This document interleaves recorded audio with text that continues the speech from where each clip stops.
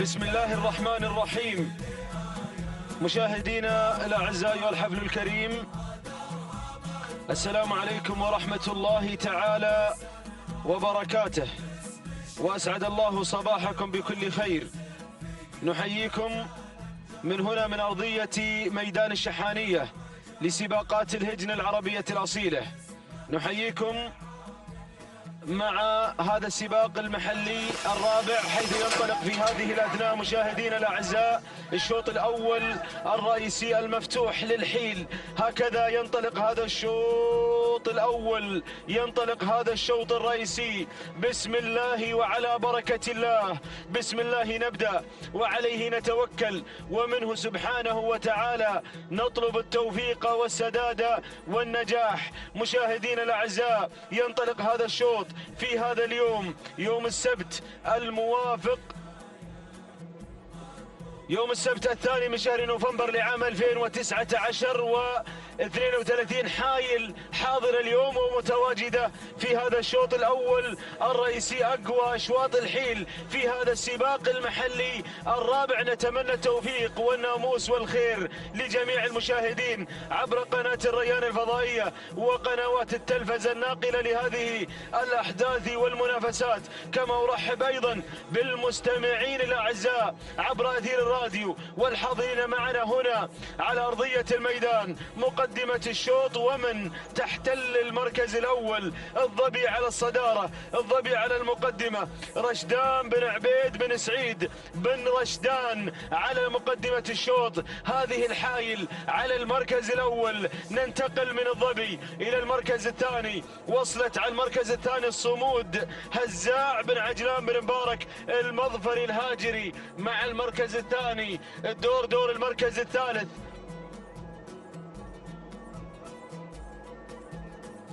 المركز الثالث جمرة على المركز الثالث يا ابو بخيت. اشكرك يا مخرجنا العزيز على التواصل، محمد بن بخيت بن خزينة. المركز الثالث جمرة تتقدم على المركز الثالث لتشعل منافسة الشوط لمنصور بن محمد بن منصور آل سيف الخيارين. شعار صائد الرموز قادم على ظهر جمرة على المركز الثالث. ننتقل للمركز الرابع، وصلت على المركز الرابع ذعذاع تعود ملكيتها للسندباد القطري صالح بن حمد القمرة. يقدم ذعذاع على المركز الرابع، بينما تضميرها عند محمد بن حمد الوهيبي. دور المركز الخامس، وصلت على المركز الخامس هول تعود ملكيتها لحمد بن محمد بن جهويل راعي صفطان، راعي الأسماء التي صالت وجالت في الثنايا والحيل. الله، عمالقة التضمير يتصارعون في شوط الحيل في هذا السن اللي حطوا له 5 مليون ريال، 5 مليون في المهرجانات الكبرى في العام الماضي، إضافة إلى السيوف. سيف حضرة صاحب السمو أمير البلاد المفدى، شرف لكل المشاركين، شرف وناموس وفخر واعتزاز من تحظى على السيف ووضعت السيوف لهذا السن، وبالتالي الفائزة اليوم وهي مؤهلة بالتالي تأهيل لخوض غمار الملايين. يلا فالكم الملايين إن شاء الله، فالكم الملايين والناموس والخير. يا هل الحيل، يا هل الحيل، شدوا الحيل، شدوا حيلكم، والله الله في الحيل، الله فيها. العودة إلى الظبي، مرحبا بالظبي، مرحبا بالظبي، راعية العوايد، راعية الإنجازات، ممثلة الهل الكرعانة بن رشدان، أحد أخطر المضمرين. الظبي عايدة من إصابة، عايدة من إصابة. الرئيس المحل الثالث ما شاركت، ما شفناها، وقبله هي راعية هذا الشوط، حاصلة على الشوط الرئيسي في أحد السباقات المحلية. هي الأول والثاني لم تخني الذاكرة، ولكن عندها نقطة رئيسية ووصيفة أيضا. ها هي اليوم تنطلق في الشوط المفتوح من مسافة 6 كيلومترات. هذه الظبي أحد أقوى الحيل في هذا الموسم. سعيد بن عبيد بن رشدان يتابعها، بينما الملكية تعود لرشدان بن عبيد بن رشدان. الله يوفقك ويوفق كل المشاركين. دير بالك، تصل جمرة، يصل أحد أخطر الشعارات، يصل بمنصور، يصل بمنصور، منصور بن غانم بن منصور، غانم بن منصور آل سيف الخيارين يصل على المركز الثاني بشعاره المميز، بشعاره المميز. الله، المركز الثالث الانطلاق فيه من قبل الصمود، هزاع بن عجلان بن مبارك الهاجري يقدم الصمود، من تصمد حتى اللحظة على المركز الثالث وتنتصف المسافة. يا هزاع، انتصفت مسافة الشوط 3 كيلومترات انقضت ويتبقى مثلها تماما. ننتقل إلى المركز الرابع القادمة مبشرة، فيصل بن مشعل بن حسن آل زيد الشريف، ضيفة عزيزة عانية من ميدان الطائف للمشاركة هنا في ميدان التحدي. مرحبا يا الشريف، مرحبا في مكانك وبين اخوانك. ميدان التحدي الله يوفقك اليوم، الله يوفقك ويوفق كل المشاركين. المركز الخامس ومن تتقدم بن هليل المزن المزن المزن المزن، هذا الشعار في يوم الامس خذ الشوط المفتوح. عبد الهادي بن حمد بن هليل احد اخطر الشباب المضمرين، المكتشف الاسماء التي اثبتت بصمتها في اشواط الملايين في هذا السن. متخصص ابو حمد في هذا السن، دائما ما يجيب السبق والاصايل والندر. هذه المزن على المركز الخامس، وبالتالي مرشحه ترشيح قوي لاختطاف وانتزاع الناموس. عبد الهادي بن محمد بن عبد الهادي بن هليل، مسجل بن محمد. على المركز الثاني او الخامس في هذه اللحظات. عموما العودة الى مقدمة الشوط، العودة الى عندك يا راعي الظبي، عندك الشوط. دير بالك وحكم اعصابك يا ابو عبيد، حكم هالكرعان اليوم يبغون نقطتين بعد ان اهديتهم في سن الجذاع شوطين رئيسيين، شوط العمانيات والشوط المفتوح.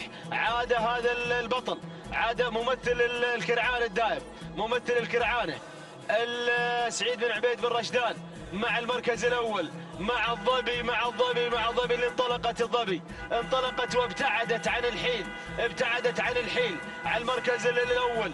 المركز الثاني تتقدم في المركز الثاني في هذه اللحظات جمره لمنصور بن محمد بن منصور آل سيف الخيارين. قادمه جمره. هل الطائف واصلين؟ الشريف قادم، الشريف مع المركز الثالث.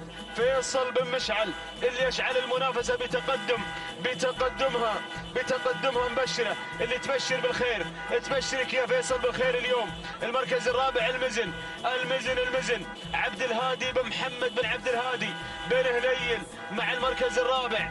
المركز الخامس انطلقت العاصمه من هجن التحدي، تصل العاصمه على المركز الخامس لهجن التحدي في هذه اللحظات. اول نداء للعاصمه، العوده الى مقدمه الشوط، العوده الى الظبي، راعيه الانجازات، راعيه العوايد. ارى جمره تقترب على المركز الثاني لمنصور بن محمد بن منصور آل سيف الخيارين، يتابعها غانم بن منصور آل سيف الخيارين. مبشرة قادمة. فيصل آل زيد الشريف مع المركز الثالث. مزن بن هليل مع المركز الرابع. هجن التحدي مع المركز الخامس. شوطنا المفتوح، شوط الحيل لمن من هؤلاء العمالقة، عمالقة التضمير. اقتحمنا الكيلو متر الأخير يا مضمرين، يا جماهيرنا الاعزاء. الظبي ما زالت صامده على المركز الاول. ارى الخطوره من قبل جمره ومبشره. يا سلام المزن ايضا على المركز الرابع. المركز الخامس اول نداء لمذيار ناصر بن جار الله بن سالمين قادم مع مذيار على المركز الخامس. عودتنا الى مقدمه الشوط. غيرت جمره خطفت الصداره. مبشره قادمه والمزن ايضا. تحركت المزن وتحركت جمره ومبشره. هل الطائف او هل الشحانيه؟ الناموس اين يتجه؟ الى ميدان العرفه هناك في الطائف او يمسي ويصبح في الشحانيه مع ممثل ايضا صائد الرموز، ممثل. هل العوينة ولا هل الطائف؟ لا يبدو بأن الناموس معركة طاحنة. عادت مرة أخرى جمرة ولكن مبشرة تزف الناموس إلى هالميدان الطائف. الله الله جمرة جمرة جمرة جمرة جمرة جمرة جمرة جمرة ومبشرة جمرة ومبشرة جمرة ومبشرة. الشوط الرئيسي أقوى أشواط الحيل بينهم جمرة مبشرة جمرة مبشرة مبشرة. الطايف الشحانية اللحظات الحاسمة فوتو فينش ما بينها للطايف وما بينها للشحانية. ناموس الشوط المفتوح تهانينا والناموس للفائزين بالمركز الأول والثاني. بينما المركز الثالث وصلت المزن عبد الهادي بن محمد بن عبد الهادي بن هلي للمركز الرابع. المركز الرابع والخامس سنتعرف عليها بعد قليل.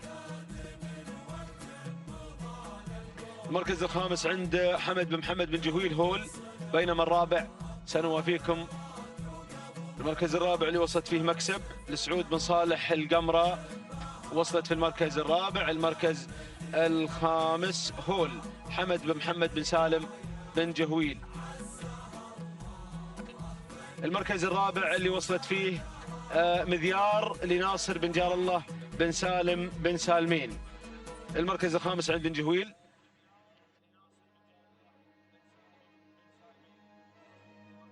إذن سنتعرف على المركز الأول المضمرين على أعصابهم قبل الفوت والفينش.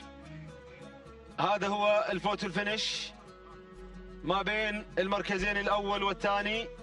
نشوف مخرجنا العزيز الخيارين هم من انتزعوا الشوط المفتوح. تهانينا والناموس لمالك جمرة، تهانينا والناموس لمالك جمرة. منصور بن محمد بن منصورة سيف الخيارين، توقيتها الزمني 9 دقائق 31 ثانية 17 جزء من الثانية. تهانينا والناموس ويمسي ويصبح الناموس في ميدان الشحانية. وسلام يا العوينة، سلام تهانينا أيضا والناموس لغانم بن منصورة سيف الخيارين من قدم لنا جمرة بشعار صائد الرموز في الشوط المفتوح. المركز الثاني اللي ما قصرت قدمت عرض تشكر عليه مبشرة، نقلت السلامات إلى ميدان الطائف في هذا الصباح. تهانينا والناموس لمالكها، توقيتها زمني 9 دقائق 31 ثانية 17 جزء من الثانية. تهانينا لفيصل بن مشعل بن حسن آل زيد الشريف على فوز مبشرة بالمركز الثاني. فوت وفنش بعد معركة مع جمرة على اختطاف ناموس الشوط المفتوح. المركز الثالث وصلت فيه المزن، قطعت المسافة في 9 دقائق 34 ثانية 10 أجزاء من الثانية. التهاني والناموس لمالك المزن عبد الهادي بن محمد بن عبد الهادي بن هلي للمركز الرابع. وصلت فيه مذيار لناصر بن جار الله بن سالم بن سالمين على المركز الرابع. والمركز الخامس وصلت فيه هول لحمد بن محمد بن سالم بن جهويل. هذه نتيجتنا كاملة مكملة للخمسة المراكز الفائزة في هذا الشوط الأول الرئيسي المفتوح. مشاهدينا الأعزاء، تتواصل أشواطنا الأولى الرئيسية، وانطلق في هذه اللحظات وفي هذه الأثناء هذا الشوط المفتوح الخاص بالزمول بنوك الإنتاج فحول المستقبل. أرحب في هذه اللحظات بأخي وزميلي صالح الكربي معلقا على هذا الشوط الرئيسي المفتوح، متمنيا له ولكم التوفيق. شكرا محمد بن بريك. مشاهدينا متابعينا الاعزاء في كل مكان، اسعد الله صباحكم بكل خير ومحبه. تتواصل التحديات والاثاره على ارضيه ميدان التحدي ميدان الشحانيه في هذا الصباح، وشعارات أبناء القبائل وسن الحيل والزمول. وعلى بركة الله ينطلق الشوط الأول الخاص للزمول من مسافة 6 كيلومترات. نسير مع هذه الانطلاقات المميزة، وأيضا نهني صاحب المركز الأول في الشوط الرئيسي الخاص للحيل. كان هناك شعار منصور بن محمد بن منصور آل سيف الخيارين من حضر مع جمرة شعار صايد الرموز. نسير مع هذه الأسماء المنطلقة ومع هذه الشعارات المندفعة والباحثة عن الناموس. نسير مع أول الأسماء وأول الشعارات. مداوي بشعار عبد العزيز بن خالد بن عبد الله العطية يقدم لنا مداوي مع أول المراكز وأول الأسماء. ثانيا قادم معالج بشعار إبراهيم بن زيد بن راشد آل بحيح المري مع ثاني الأسماء. الأسماء وثاني الشعارات. ثالث المراكز وصل القادم مع ثالث الأسماء، وصل مكفي بشعار راشد بن عبد الله بن راشد بن حمود الشافي مع ثالث الأسماء. رابع المراكز يتقدم وينطلق مع رابع المراكز، وصل مطفوق بشعار حمد بن محمد بن سالم بن جهويل، يتقدم مع رابع المراكز ورابع الانطلاقات. خامس الاسماء وصل حليتان ناصر بن عبد الله بن احمد المسند، يقدم لنا حليتان على خامس المراكز. هكذا هي النتيجة الأولى مشاهدينا متابعينا الأعزاء للخمسة المراكز المتقدمة والخمسة الشعارات المندفعة. واعود مع البداية مع اول الاسماء، مع مداوي عبد العزيز بن خالد بن عبد الله العطية، يحضر مع مداوي العطية في هذا الانطلاق المميز والشوط الرئيسي المفتوح للزمول مداوي عبد العزيز بن خالد بن عبد الله العطية مع البداية ومع اول الاسماء واول الشعارات. ثانيا قادم معالج ابراهيم بن زيد بن راشد آل بحيح المري مع ثاني الاسماء وثاني الشعارات معالج. ثالثا القادم مكفي راشد بن عبد الله بن راشد بن حمود الشافي مع ثالث الاسماء وثالث التحديات. رابع المراكز شعار بن جهويل قادم مع مطفوق، ينطلق حمد بن محمد بن سالم بن جهويل، يطمح عن هذا الانطلاق، يطمح عن هذا الفوز والانتصار في الشوط الرئيسي المفتوح. بن جهويل حمد بن محمد بن سالم بن جهويل. خامس المراكز وصل القادم والمنطلق مايهاب جابر بن علي بن راشد اللصم مع خامس المراكز وخامس التحديات. نتيجتنا الثانية مشاهدينا متابعينا الاعزاء في كل مكان للخمسة المراكز المتقدمة والمنطلقة، وهناك اسماء وشعارات خلف دائرة النداء والاذاعة نترقبها في الامتار القادمة والامتار الحساسة قادمة من الصفوف الخلفية من اجل الفوز ومن اجل الانتصار. ولكن اعود مع العطية مع مداوي مع البداية مع اول الاسماء واول الشعارات.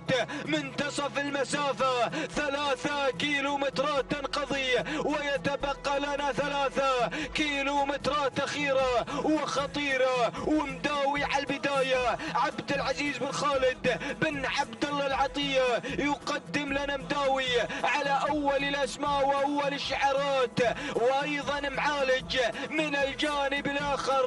الله يا معالج يتقدم بشعار ابراهيم بن زيد بن راشد آل بحيح المري مع ثاني الاسماء وثاني الشعارات. شعار بن ديلة يتقدم مع معالج على ثاني الاسماء. ثالثا مكفي راشد بن عبد الله بن راشد بن حمود الشافي مع ثالث الاسماء وثالث التحديات.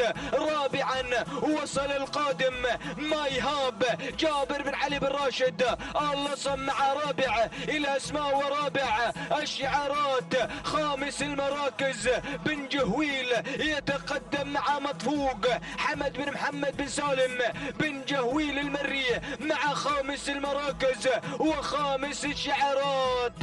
لا جديد على الخمس المراكز المتقدمة مشاهدينا متابعينا الاعزاء، وهناك اسماء وشعارات قادمة من اجل الفوز ومن اجل الانتصار. الشوط الرئيسي المفتوح الخاص للزمول. الله الله الله، البداية والمقدمة معالج ومداوي. الله الله الله لايحة الاثنين كيلومترات البداية مع مداوي عبد العزيز بن خالد بن عبد الله العطية يقدم لنا مداوي. ثاني الأسماء معالج بن ديلة يتقدم مع ثاني المراكز إبراهيم بن زيد بن راشد آل بحيح المري مع ثاني الأسماء وثاني الشعارات. ثنائية على المقدمة من أجل الفوز ومن أجل الانتصار بالشوط الرئيسي المفتوح الخاص بالزمول. ثالث الأسماء وصل القادم مكفي راشد بن عبد الله بن راشد بن حمود آل شافي يقدم لنا مكفي على ثالث الأسماء. يراقب الموقف مكفي وأيضا راشد بن عبد الله بن راشد بن حمود آل شافي يقدم لنا مكفي على ثالث الأسماء. رابعا القادم مايهاب جابر بن علي بن راشد آل لصم مع رابع الأسماء ورابع التحديات. خامس المراكز فجاج خادم فجاج وأول نداء لفجاج راشد بن عبد الله بن راشد بن حمود آل شافي مع خامس الأسماء وخامس الشعارات. ولكن البداية والمقدمة مداوي ومعالج بن ديلة والعطية. الله الله الله. وأيضا بن شافي قادم مع ثالث الأسماء. الكيلومتر الأخير الكيلو الخطير الشوط الرئيسي المفتوح الخاص للزمول.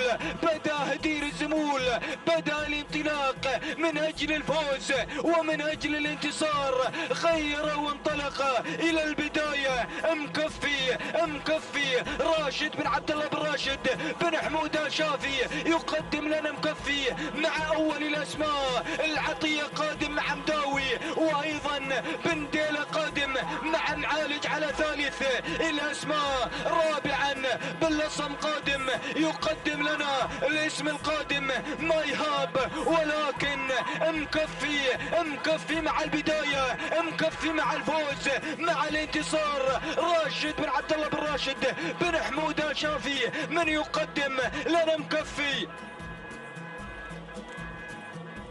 مع الفوز والانتصار. مكفي معالج بدأ بالانطلاق مع بن ديلة مع ثاني الأسماء. مكفي معالج بن شافي بن ديلة. الشوط الرئيسي الخاص للزمول لمن الانتصار لمن معالج ومكفي اللحظات الأخيرة. الله الله الله. مكفي معالج بن ديلة بن شافي اللحظات الأخيرة. مكفي معالج مكفي اللحظات الأخيرة. معالج الشوط الرئيسي مكفي مع الفوز والانتصار. تهانينا وناموس لراشد بن عبد الله بن راشد بن حمود آل شافي على هذا الفوز وعلى هذا الانتصار. ثاني الأسماء معالج إبراهيم بن زيد بن راشد آل بحيح المري. وثالث المراكز مايهاب جابر بن علي بن راشد آل لصم. ورابع المراكز مداوي عبد العزيز بن خالد بن عبد الله العطية. وخامس المراكز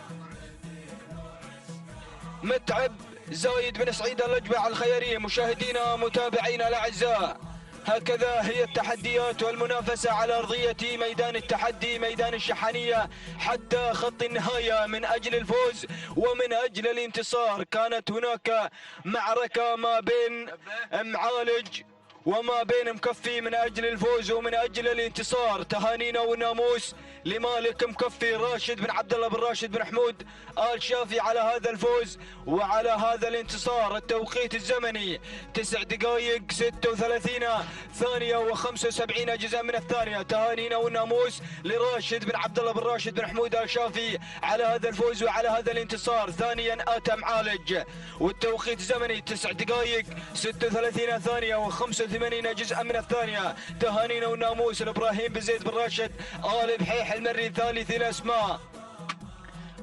اوتا ماي هاب بتوقيت زمني ومقداره 9 دقائق 40 ثانية 61 أجزاء من الثانية. تهانينا والناموس لجابر بن علي بن راشد اللصم المري. مشاهدينا متابعينا الاعزاء، هكذا هي التحديات والمنافسة على ارضية ميدان التحدي ميدان الشحانية. تهانينا والناموس لجميع الفائزين.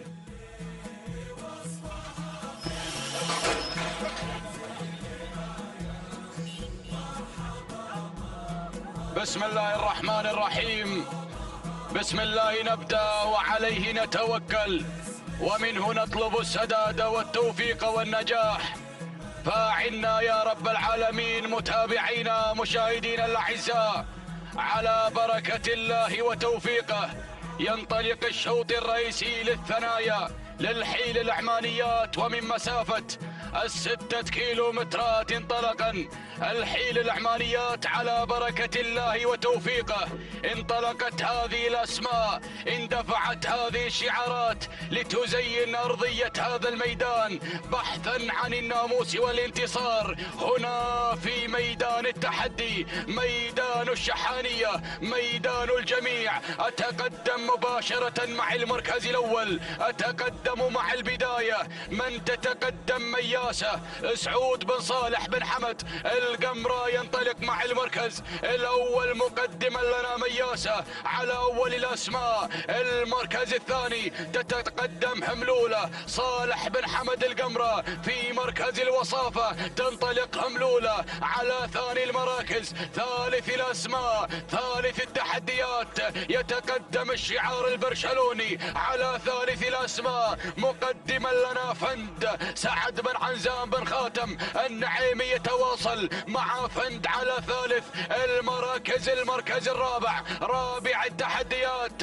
يتقدم شعار المسند مع والوال. على رابع التحديات ناصر بن عبد الله بن احمد المسند. يتقدم الانيق يتقدم البروفيسور محمود الوهيبي على رابع الاسماء. المركز الخامس تنطلق وبره عبد العزيز بن خالد بن عبد الله العطية متواصلا مع وبره على خامس الاسماء. ولكن اني ارى التدخل من قبل شواهين محمد بن سعد بن راشد آل نابت المري، غيرت وانطلقت مع المركز الرابع. هكذا كانت النتيجة متابعينا مشاهدينا الكرام للخمسة المراكز المندفعة والمنطلقة. اعود مع المركز الاول، اعود مع مياسة سعود بن صالح بن حمد القمرة مقدما لنا مياسة مع المركز الاول. يتواصل القمرة على اول الاسماء. ثاني التحديات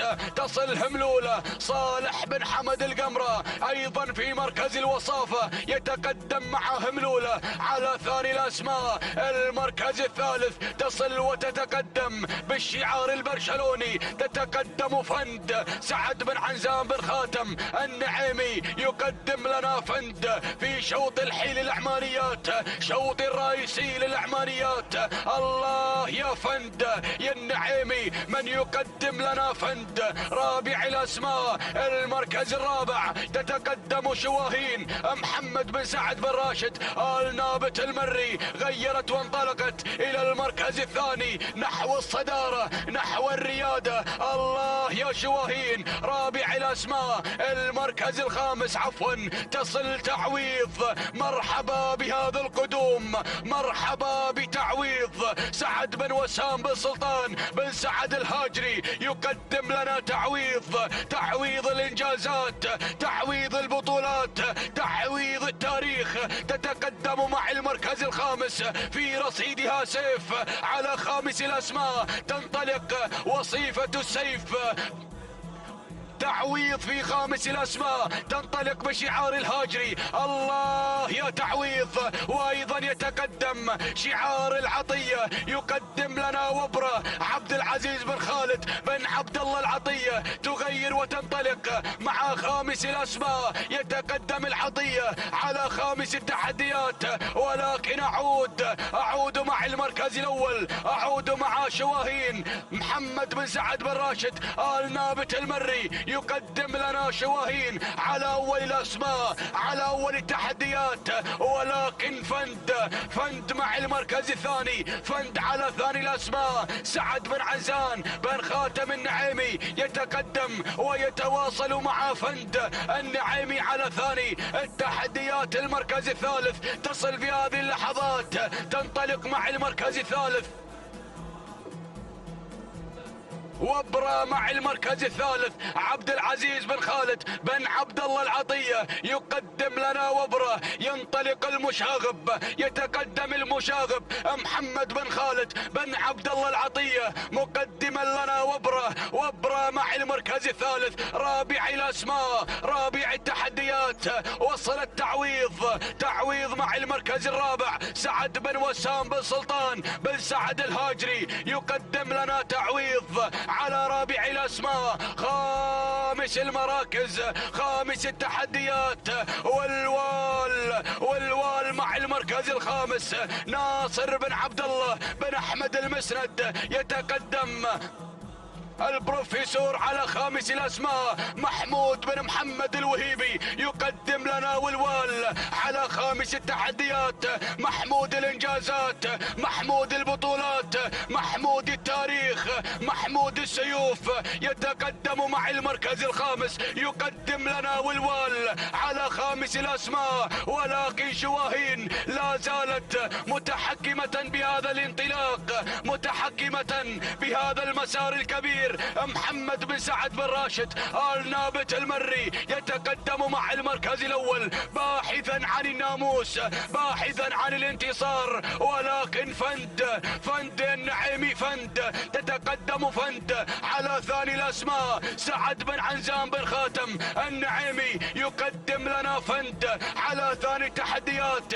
المركز الثاني وصلت بهذه اللحظات وبرا يا وبرا، تنطلق وبرا. عبد العزيز بن خالد بن عبد الله العطية يقدم لنا وبرا على ثالث الأسماء. المركز الرابع وصل التعويض، تتقدم تعويض بشعار الهاجري، يقدم لنا تعويض. سعد بن وسام بن سلطان بن سعد الهاجري يتقدم مع المركز الرابع، يقدم لنا تعويض الإنجازات، تعويض البطولات. والوال مع المركز الخامس، والوال الأنيق ناصر بن عبد الله بن أحمد المسرد. والوال تتقدم بشعار نوضة، تتقدم بشعار الأسماء التاريخية، الأسماء البطولة، أسماء التي لها ثقلها في الميدان. الله يا والوال بشعار الأنيق ناصر بن عبد الله بن أحمد المسرد. ولكن أعود مع المركز الأول، أعود مع البداية. 1200 ما تبقى عن خط النهاية، ولا زالت شواهين بشعار محمد بن سعد بن راشد آل نابت المري تغادر مع المركز الأول، تغادر مع البداية، تغادر مع الصدارة، تفتتح لوحة الكيلومتر الأخير، الكيلومتر الخطير. تتقدم الشاينية، ولكن تعويض مع المركز الثاني. يتقدم مالك تعويض، سعد بن وسام بن سلطان الهاجري، وايضا وبرا عبد العزيز بن خالد بن عبد الله العطية يقدم لنا وبرا مع المركز الثالث. المركز الرابع يصل شعار الانيق ناصر بن عبد الله المسرد مع والوال. خامس الاسماء، خامس التحديات الزبارة، هجن التحدي. ولكن الشاينية غادرت وانطلقت مع المركز الأول.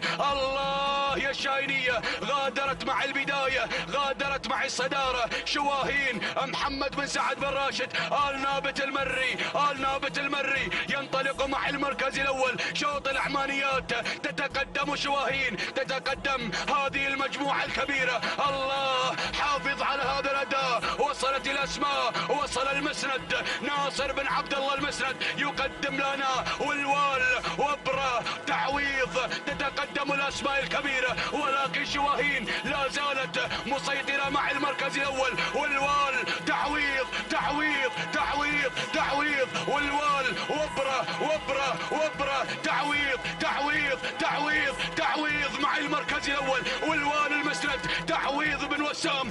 الله تعويض ووالوال، تعويض ووالوال. الأمتار الأخيرة كبيرة يا تعويض وولوال، تعويض وولوال، ولكن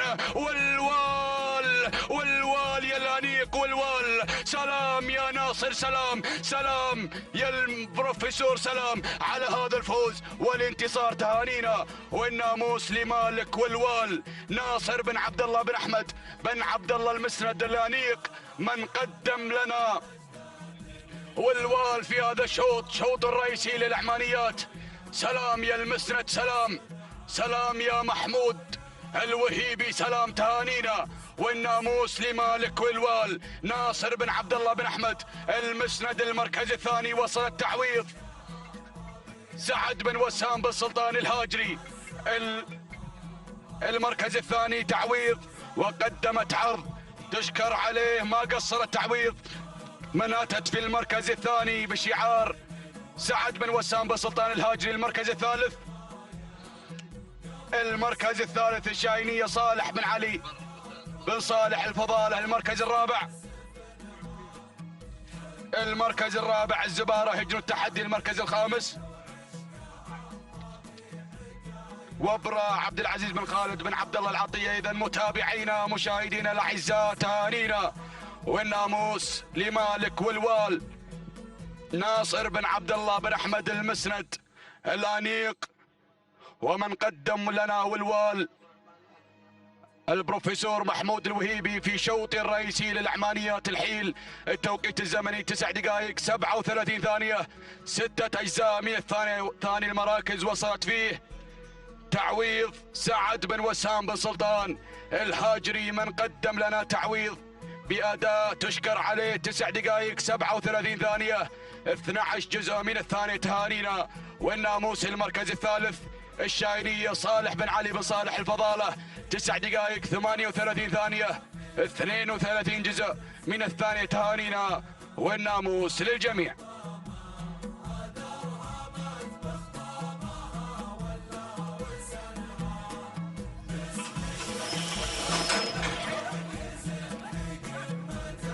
بسم الله الرحمن الرحيم. بسم الله نبدأ وبه نستعين ومنه دوما نطلب التوفيق والسداد والنجاح. مشاهدينا الكرام، متابعينا في كل مكان، أسعد الله صباحكم بكل خير وبركة. نرحب بكم في هذا الصباح ومنافسات ميدان الشحانية ضمن هذا السباق المحلي الرابع وفي اسبوعه الثاني الخاص بمنافسات السن الكبار. على بركة الله مشاهدينا الكرام، ينطلق رابعي اشواطنا شوط خاص بالعمانيات، شوط رئيسي للزمول للعمانيات. نتابع هذه الاسماء والشعارات، شعارات ابناء القبائل الحاضرة في هذه الانطلاقات الصباحية. نتابع ايضا البداية، نسير هناك مع الصدارة مع مقفي، من يبدأ بالبداية والصدارة هنا من أحد الأسماء المرشحة، وانطلاق أيضا مبكر هنا مع مقفي ناصر بن فرج بن صالح العوير المري. ينطلق شعار بن درعة يتقدم مع البداية والصدارة، بينما أتابع ثاني الأسماء، أتابع شاهين يتقدم شعار السندباد هنا مع ثاني المراكز شاهين لسعود بن صالح بن حمد القمرة القادم مع هذا الانطلاق في ثاني المراكز. بينما أتابع من الجانب الآخر هناك الاسم القادم في هذه اللحظات، من يتقدم مع ثالث المراكز.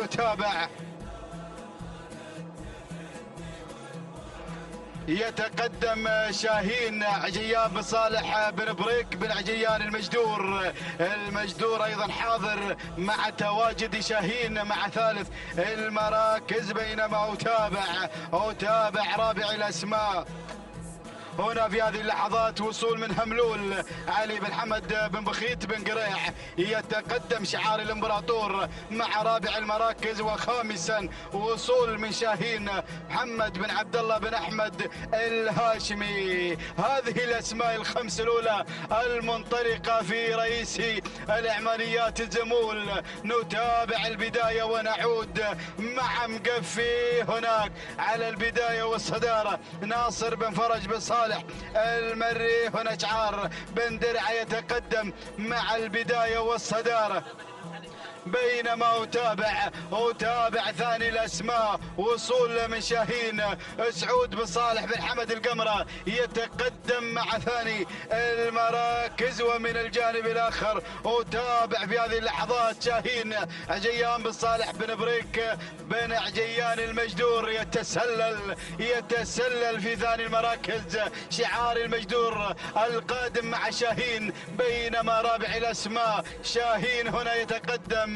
شعار الهاشمي يصل مع رابع المراكز محمد بن عبد الله بن احمد الهاشمي القادم مع رابع الاسماء، بينما أتابع خامس المراكز هناك وصول من الذيب القادم مع خامس المراكز حمد بن عنزان بن محمد بن عنزان النعيمي قادم في هذه اللحظات مع خامس المراكز.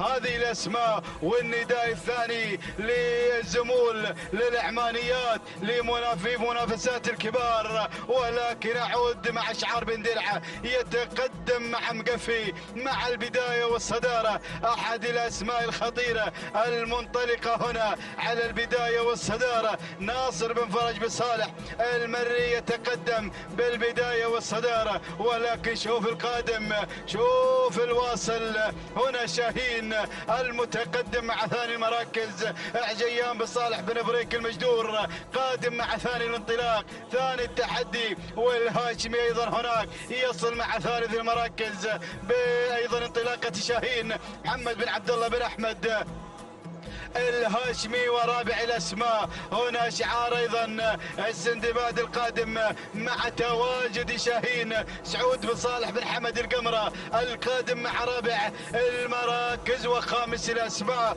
هنا شعار بن قريع يتقدم في هذه اللحظات يقدم هملول، وصل الامبراطور هنا مع هملول مع خامس المراكز علي بن حمد بن بخيت بن قريع هنا قادم مع خامس الاسماء. الله يا الاسماء، الله يا التحديات، ولكن اتابع الاسماء، اتابع مخرب بدا بالاقتراب. شعار ايضا ناصر بن عبد الله المسند القادم في هذه اللحظات يغير بدوره الى خامس المراكز مخرب، ولكن اعود الى البدايه، اعود الى الصداره، اتابع الانطلاق، اتابع التحدي. الله مقفي صاحب نقطة في السباق المحلي الثاني. الله أتابع ينطلق بالبداية، ينطلق في هذه اللحظات بالصدارة. مشاهدينا الكرام مقفي ناصر بن فرج بن صالح المري هنا مع البداية. بن درعة أيضا يتقدم على الصدارة، حافظ على هذا التقدم. أتابع الأسماء الخطيرة. الله شعار المجدور أيضا أحد الأسماء القوية القادم مع شاهين عجيان بن صالح بن بريك بن عجيان المجدور. الله يتقدم مع ثاني المراكز، بينما أتابع شعار السندباد القادم مع ثالث الأسماء. هنا يتواجد شاهين سعود بن صالح بن حمد القمرة، ولكن الأنيق هو شعاره القادم مع مخرب ناصر بن عبد الله بن أحمد المسند بدأ بالاقتراب. وهنا القادم أتابع الوصول، وصل مداوي خليفة بن حمد بن خليفة العطية القادم مع هذه اللحظات. وصلت الأسماء، وصلت الشعارات اللامعة والقوية، ولكن أعود هناك مع بن درعة يتقدم بالبداية والصدارة. مقفي على أول المراكز ناصر بن فرج بن صالح المري على البداية والصدارة. المجدور هنا مع شاهين مع ثاني المراكز، ولكن الله يا مخرب قادم في هذه اللحظات، ينطلق ويغير إلى ثاني المراكز ناصر بن عبد الله بن أحمد المسنود. الله يا الأسماء. رابعا أتابع هناك، أتابع شعار الجريان القادم مع هذه اللحظات مع تواجد مداوي خليفة بن حمد بن خليفة العطية قادم مع رابع المراكز. وهناك السندباد هو شعاره القادم مع خامس المراكز شاهين سعود بن صالح بن حمد القمرة مع خامس التحديات. الله يا الأسماء، الله يا الشعارات، ولكن العودة إلى الصدارة. الله مقفي على المقدمة على البداية، ولكن مخرب وشاهين ثلاثية انطلاق ممتاز بقيادة مقفي ناصر بن فرج بن صالح المري. الله لافتة 1200 ما تبقى عن النهاية. الله يا بن درعة حافظ على الصدارة وتابع مخرب قادم هنا مع ثاني المراكز ناصر بن عبد الله بن احمد المسند والمجدور. بدا بالتحرك يقدم شاهين عجياب صالح بن بريك المجدور. الله ثلاثيه مقفي ومخرب وشاهين، مقفي ومخرب وشاهين، شاهين ومخرب ومقفي. الله يا الاسماء، ولكن الانطلاق وتابع التحدي وتابع مقفي على الصداره، مقفي بالبدايه، مخرب قادم شعار الانيق، ولكن هناك مقفي ناصر بن فرج بن صالح المري. غير مخرب ناصر بن عبد الله بن احمد المسند يغير مع الصداره، ينطلق بالبدايه مشاهدينا الكرام شعار الانيق قدم لنا والوال في ايضا الشوط الماضي في شوط الحيل العمانيات، ومخرب في هذا الشوط. الله مخرب ومقفي ثنائيه اللحظات الاخيره. عاد مقفي بن درعه مع الانتصار مع الشوط الرئيسي. مقفي الله يا بن درعه اختطف ناموس هذا الشوط، قدم لنا مقفي مع اللحظات الاخيره. الله مقفي لناصر بن فرج بصالح المري. شعار بن درعه يخطف اول اشواط الزمول العمانيات هنا مع لحظات الوصول. تهانينا والناموس لناصر بن فرج بصالح المري. ثاني المراكز كان الوصول من مخرب ناصر بن عبد الله بن احمد المسند. ثالث المراكز وصل مشاهدينا الكرام جميل منصور بن محمد بن منصور آل سيف الخيارين. رابع المراكز كان الوصول من منصف سالم بن عامر بن راشد المدهوشي. وخامس المراكز وصل شاهين العجيان بصالح بن عجيان المجدور. هكذا كانت النتيجة مشاهدينا الكرام متابعينا في كل مكان. تابعنا مقفي من اختطف ناموس الزمول العمانيات ليهدي بن درعه هذا الفوز والانتصار. نتابع من خلال الإعادة والتوقيت الزمني مشاهدينا الكرام تتابعون عبر قناة الريان. هنا مقفي من انتزع الشوط الأول الرئيسي الخاص بالزمول العمانيات، والتوقيت الزمني هنا مع لحظات الوصول مشاهدينا الكرام 9 دقائق 36 ثانية 25 جزء من الثانية. تهانينا والناموس لناصر بن فرج بن صالح المري على هذا الفوز والانتصار. ثاني المراكز مخرب ب 9 دقائق 37 ثانية 74 جزء من الثانية. تهانينا والناموس لناصر بن عبد الله بن احمد المسند. وثالث المراكز كان الوصول مشاهدينا الكرام وصل جميل ب 9 دقائق 41 ثانية 17 جزء من الثانية. تهانينا والناموس لمنصور بن محمد بن منصور آل سيف الخيارين. تهانينا والناموس للجميع.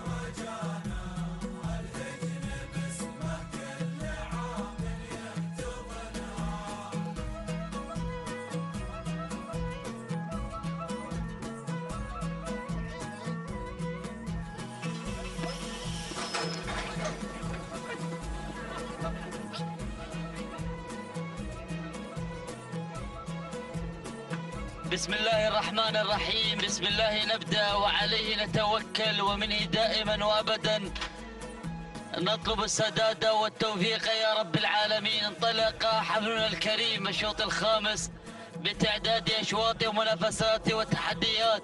هذه الفترة الصباحية لمنافسات سن الحيل والزمول، وهذه الانطلاقة المخصصة لفئة الحيل من مسافة 6 كيلومترات.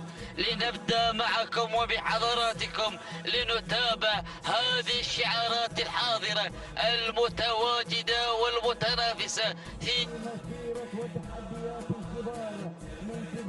المحلي الرابع للمرحلة الثانية من يومنا الثالث. لنتابع معكم مسيرة أشواطنا العامة وشعارات أبناء القبائل الحاضرة والمتنافسة في تحديات وانطلاقات ومسيرة هذه الفترة الصباحية. لنتابع معكم شقاية على المركز الأول تعود الملكية لجابر بن خجيب بن عايض العذبة المري من يمتلك شقاية على المركز الأول. المركز الثاني التقدم والحضور لانطلاقة حضور تعود ملكية حضور لسعد بن عزاب خاتم النعيمي. والمركز الثالث الوصول مشاهدينا الكرام من قبل الحذبة منصور بن محمد بن منصور آل سيف الخيارين. المركز الرابع نرى ونتابع تقدم تنبيه تعود ملكية تنبيه لهجن السيلية. والمركز الخامس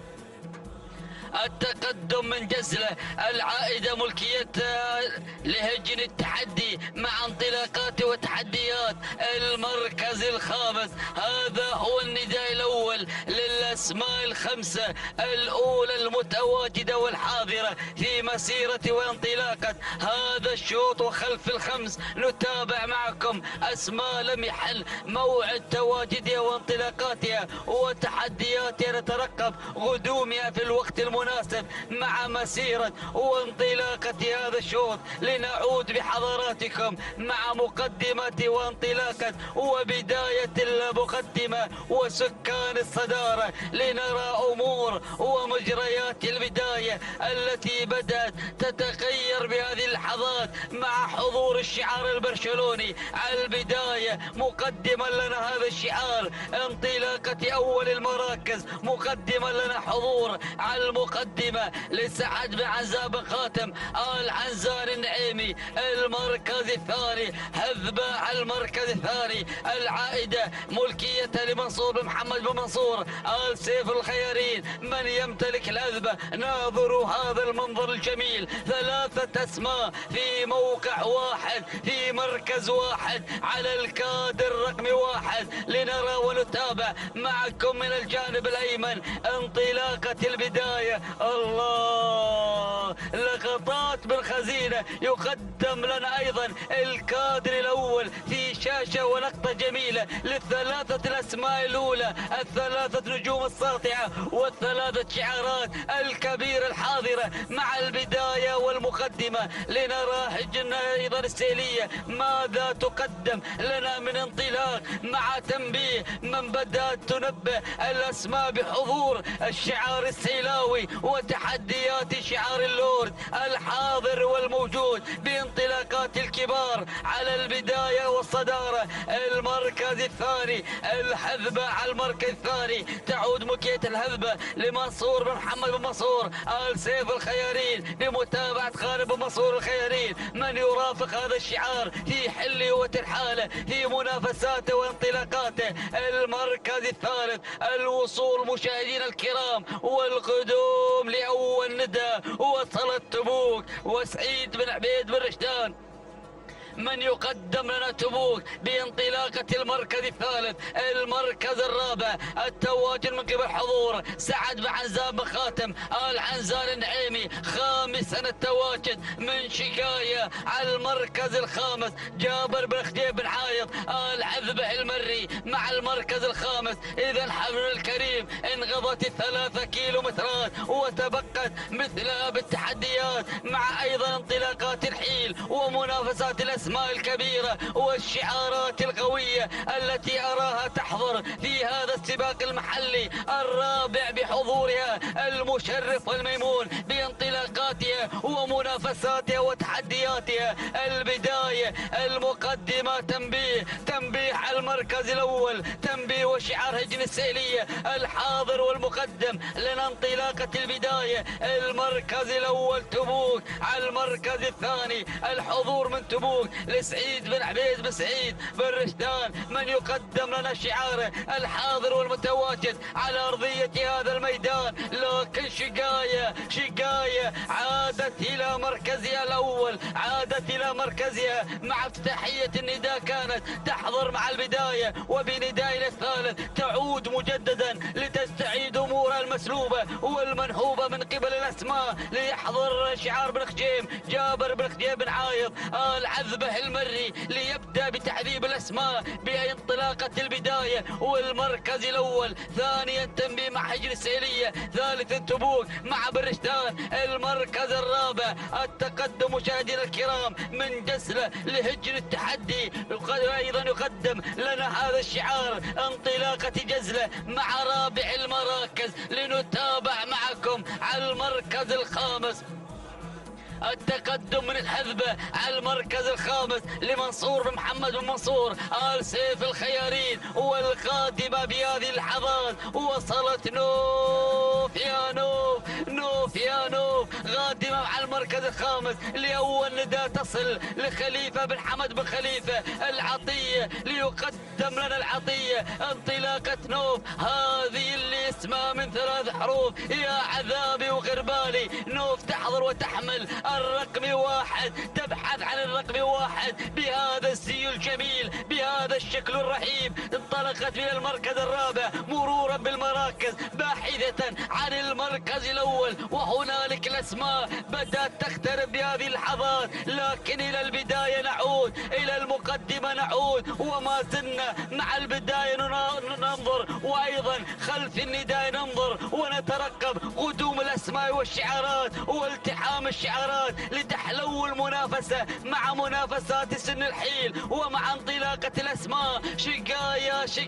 شقاية تحضر مع البداية، تحضر مع المقدمة، تستعيد بطولاتها وانجازاتها في الأعوام الماضية ليكون لها الحضور الجميل مع أول المراكز ومع الصدارة. جابر بن خجيم بن عايض العذبة المري مقدمة لنا البداية والمقدمة والصدارة مع شقاية. المركز الثاني التقدم من قبل تنبيه لهجن السيلية. المركز الثالث هذه تبوك على المركز الثالث الحاضرة والمتواجدة والحامل لشعار سعيد بن عبيد بن رشدان. المركز الرابع التقدم من قبل نوف خليفة بن حمد بن خليفة العطية. المركز الخامس الواصلة بهذه اللحظات تابعوا تقدم البياتية لهجن التحدي. الله يا التحدي الملحوظ من قبل الأسماء. شقاية على البداية، شقاية وتبوك وشقاية. لكن شقاية اليوم يوم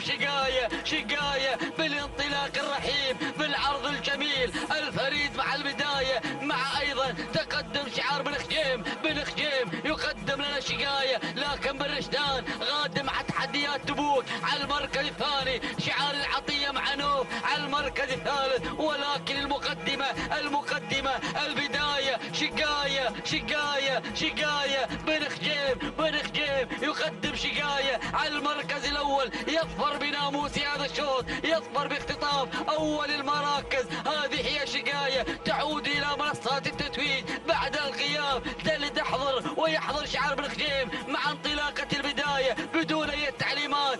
عصاها راقدة وابنة مغروسة بالقطان. هذه هي شقاية تحقق المركز الأول، تحقق الناموس معانقة ومتوجة بهذه الانطلاقة الثاني. والتبريكات لجابر بن خجيم بن عايض العذبة على هذا الفوز المستحق. المركز الثاني نوف لخليفة بن حمد العطية. المركز الثالث كان الوصول من قبل تبوك لسعيد بن عبيد بن رشدان. المركز الرابع ووصلت مشاهدينا الكرام البياتية لهجن التحدي. المركز الخامس اختصاص لعلي بن حمد بن مقالح. مشاهدينا الكرام متابعينا الاعزاء نذهب بحضراتكم إلى التوقيت الزمني.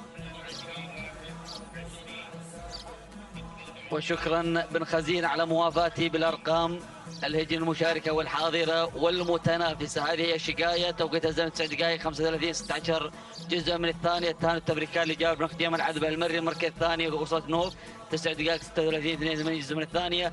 الثاني التبريكات الخليفة بن حمد بن خليفة العطية. المركز الثالث وصلت تبوك 9 دقائق 37 9 أجزاء من الثانية. نهني سعيد بن عبيد بن سعيد بن رشدان على هذا الفوز المستحق.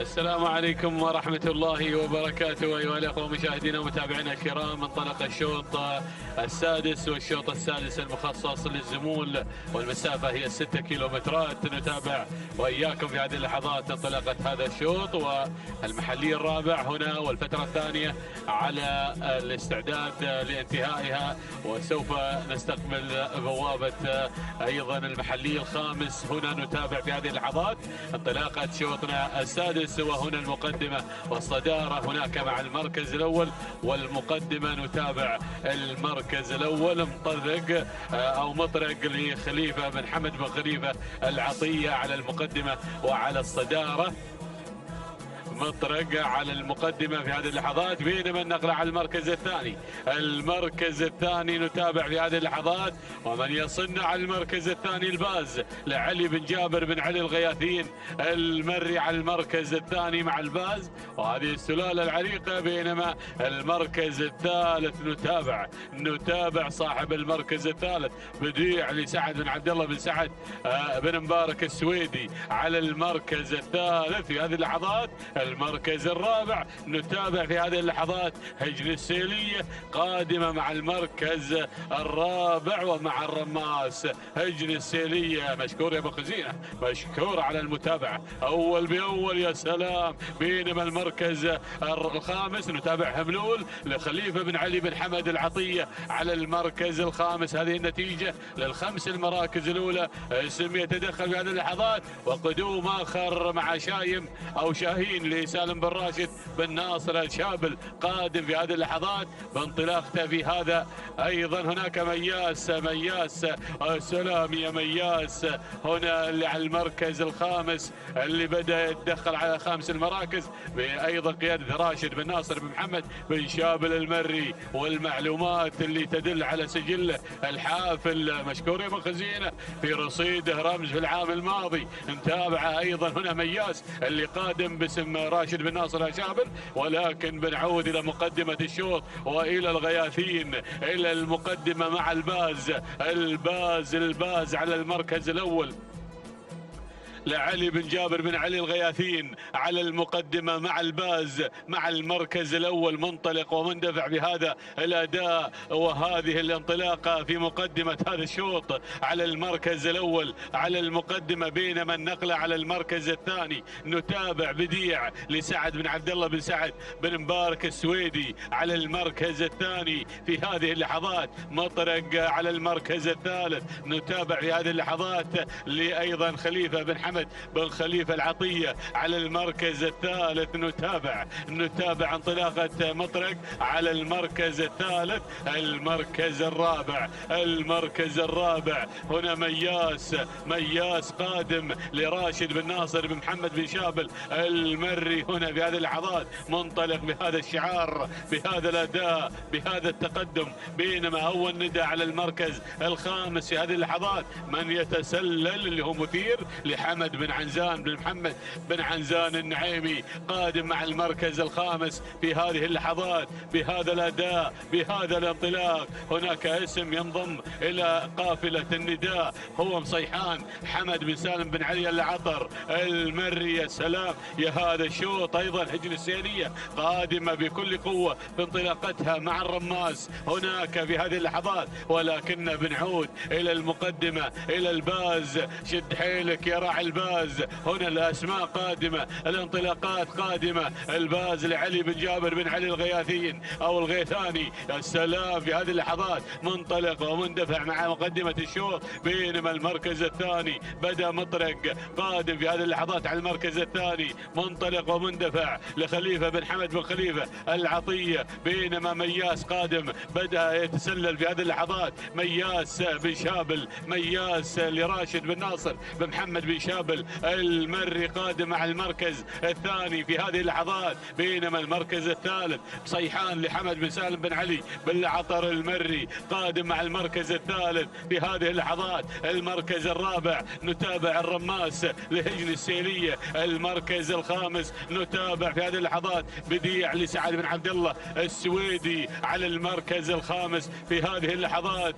نتابع وإياكم هذه الأسماء المنطلقة، نتابع هذه التحديات. نتابع هناك اسم قادم مع الدولي اللي سعد بن حمد بن محمد القحطاني قادم أيضا إلى ركب الصدارة والمقدمة، ولكن بنعود إلى المقدمة، بنعود إلى الصدارة إلى المقدمة هناك مع الباز. الله يا الباز اللي مسيطر على المقدمة على الصدارة. نتابع الباز علي بن جابر بن علي الغيثاني على المقدمة. يا ابو جابر ركز يا ابو جابر مع الباز، ركز على هذا الاداء. وانتصفت المسافة. هناك مصيحان قادم على المركز الثاني. مصيحان لحمد بن سالم بن علي بن العطر المري. بينما ايضا هناك قدوم اخر من مياس مياس راشد بن ناصر بن محمد بن شابل المري. والمركز الرابع نتابع هنا الدولي، بدأ يتسلل الدولي، بدأ بالقدوم في هذه اللحظات على المركز الرابع سعد بن حمد بن محمد القحطاني على المركز الرابع في هذه اللحظات. المركز الخامس بديع لسعد بن عبد الله بن سعد السويدي اللي على المركز الخامس في هذه اللحظات. هناك الرماس من الجانب الايمن لهجن السيليه، ولكن بنعود الى الخمسه او الست مراكز في ايضا كادر واحد، في كادر واحد، في تحدي واحد، في تنافس شيق. يا سلام يا هذا الشوط، شوفوا شاهد يلي بتشاهد، شاهد التنافس، شاهد الباز، وشاهد ايضا الدولي، وشاهد مياس ومصيحان. الله يا سلام يا سلام يا هذا القدوم، هنا الباز والدولي ومصيحان وهدير الزمول. الله يا سلام يا سلام على هذا التنافس الشيق. اعدكم بالاثاره امام الكيلو وبوابه الكيلو المتر الاخير سوف يكون هناك تنافس شيق مع هذه الزمول ومع هذه التحديات، والانطلاقه على المقدمه والتنافس على المركز الاول هو مطلب الجميع. الله يا سلام يا سلام، نقله ممتازه، نقله ممتازه من الدولي، خطوه بخطوه الى مقدمه الشوط الى المركز الاول مباشره. الدولي لسعد بن حمد بن محمد القحطاني، يغير القحطاني على المقدمه على المركز الاول مع الدولي، بينما بالعطر قادم مع المركز الثاني. صيحان هنا لحمد بن سالم بن علي بالعطر يحمل الرقم 1 وهو على المركز الثاني. السلام بهذا التحدي، بينما مياس على المركز الثالث. مياس راشد بن ناصر يحمل الرقم 3 على المركز الثالث، ويحمل الرقم 3 راشد بن ناصر بن محمد بن شابل المري. المركز الرابع هنا في هذه اللحظات بديع سعد بن عبد الله بن سعد بن مبارك السويدي على المركز الرابع. المركز الخامس اول ندى لهول محمد بن طالب بن عقيل النابت قادم في هذه اللحظات. وركز يا حمد ويا سالم هنا في هذه اللحظات بهذا الانطلاق والاندفاع، بينما ارى الرماس من الجانب الايمن، الرماس لهجن السيليه المملوكه لعبد الله بن سعيد العيده. يا سلام، شوفوا اللي قادم، شوفوا اللي قادم هنا. هباش قادم، هذا هو هباش صاحب العروض الممتازه. هباش لعلي بن حمد بن علي بن مقارح قادم مع المركز الخامس. الله يا سلام، شوفوا اللي قادم. ادخان ايضا قادم هناك في هذه اللحظات. شعار صايد الرموز لمنصور بن محمد بن منصور السيف الخيارين. الله يا هذا الشوط، يا سلام، قدمنا يا ابو حمد التنافس هناك مع المقدمه مع الدولي صيحان. هباش قادم. مياس بن شابل، هباش بن مقارح، الرماس للعيده. الله يا هذا الشوط، الله يا هذا الشوط. شوفوا هباش اللي مرور الكرام، هباش الرماس هجن السيليه بن مقارح، مياس بن شابل. الله يا الابتار 300 متر الاخيره. سلام والتحيه هنا مع التنافس مع هذا الاداء المشرف. مياس يعود مره اخرى. هباش، مياس، الرماس العيده هجن السيليه العيده، ولكن هباش الرماس. يا سلام يا هذا التنافس. سلام يا الرماس، سلام والتحية، ولكن هباش ولكن الرماس. الله يا هذا الشوط، الله يا هذا التحدي. 3 كلها ايضا متقاربة الموقع، ولكن الرماس هو من سجل الناموس لهجن السيلية. سلام يا العيدة، سلام يا المتحدي دائما اللورد عبد الله بن سعيد العيدة. سلام صباحي على هذا الناموس مع الرماس ومع هذا الشوط الملتهب اللي في تنافس واحد الى خط النهايه، الى الناموس، الى الفوز، الى التحدي. تهانينا لعبد الله بن سعيد العيده على انتزاعه لفوز هذا الشوط، والتهنئه موصوله ايضا لهجن السيلية على هذا الناموس هنا مع الرماس. تهانينا والناموس. بينما شاهدنا هذا الشوط المركز الثاني كان شوفوا التنافس مع بن مقارح ومع بن عيده ومع بن شابل. الله يا هذا التحدي والتنافس الشيق. وعدناكم بهذا الشوط انه بيكون عنده اثاره وحماس وتحدي، وشاهدنا الرماس من انتزع الشوط. الرماس تهانينا الهجن السيليه. 9 دقائق 45 ثانيه و67 جزء من الثانيه. هنا تهانينا والناموس لعبد الله بن سعيد العيده. بينما المركز الثاني هباش توقيت الزمن 9 دقائق 45 ثانيه 81 جزء من الثانيه. تهانينا العلي بن حمد بن علي بن مقارح. المركز الثالث وصل مياس على المركز الثالث توقيته 9 دقائق 46 ثانيه 35 جزء من الثانيه. تهانينا لراشد بن ناصر بن محمد بن شابل المري.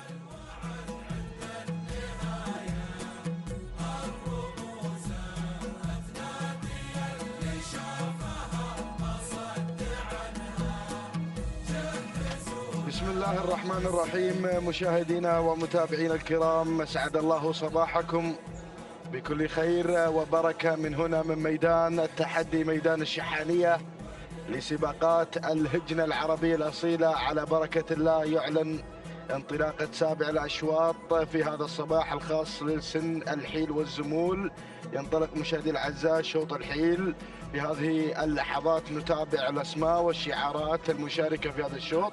نتابع مقدمة هذا الشوط ومن تحتل المركز الأول الظبي للسيد سالم بن حمد بن جار الله بن سالمين المري على أول المراكز. بينما النقل مباشرة إلى المركز الثاني. نتابع القادم في هذه اللحظات شعار غانم،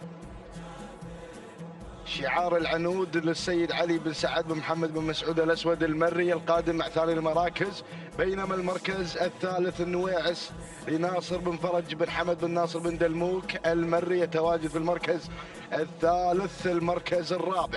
المركز الرابع شعار الأنيق يأتي في هذه اللحظات من خلال محاسن ناصر بن عبد الله بن أحمد المسند يحتل المركز الرابع. بينما المركز الخامس هذه مشاهدي الأعزاء ابعاد لسيب محمد بن زايد الخيارين على مستوى المركز الخامس. هذه النتيجة مشاهدي الأعزاء للمراكز الخمسة الأولى المذاعة في هذا الشوط. ونذهب مباشرة إلى المركز الأول لنتابع مقدمة هذا الشوط ومن تحتل المركز الأول مشاهدي الأعزاء الظبي، ظبي الفلا، شعار سالم بن حمد بن جار الله بن سالمين المري يتقدم على المركز الأول. وهذه مشاهدي الأعزاء شعار الجريان يأتي مع متعبة لخليفة بن حمد بن خليفة العطية يحتل المركز الأول. بينما المركز الثاني النويعس للسيد ناصر بن فرج بن حمد بن ناصر بن دلموك المري يتواجد في المركز الثاني. بينما المركز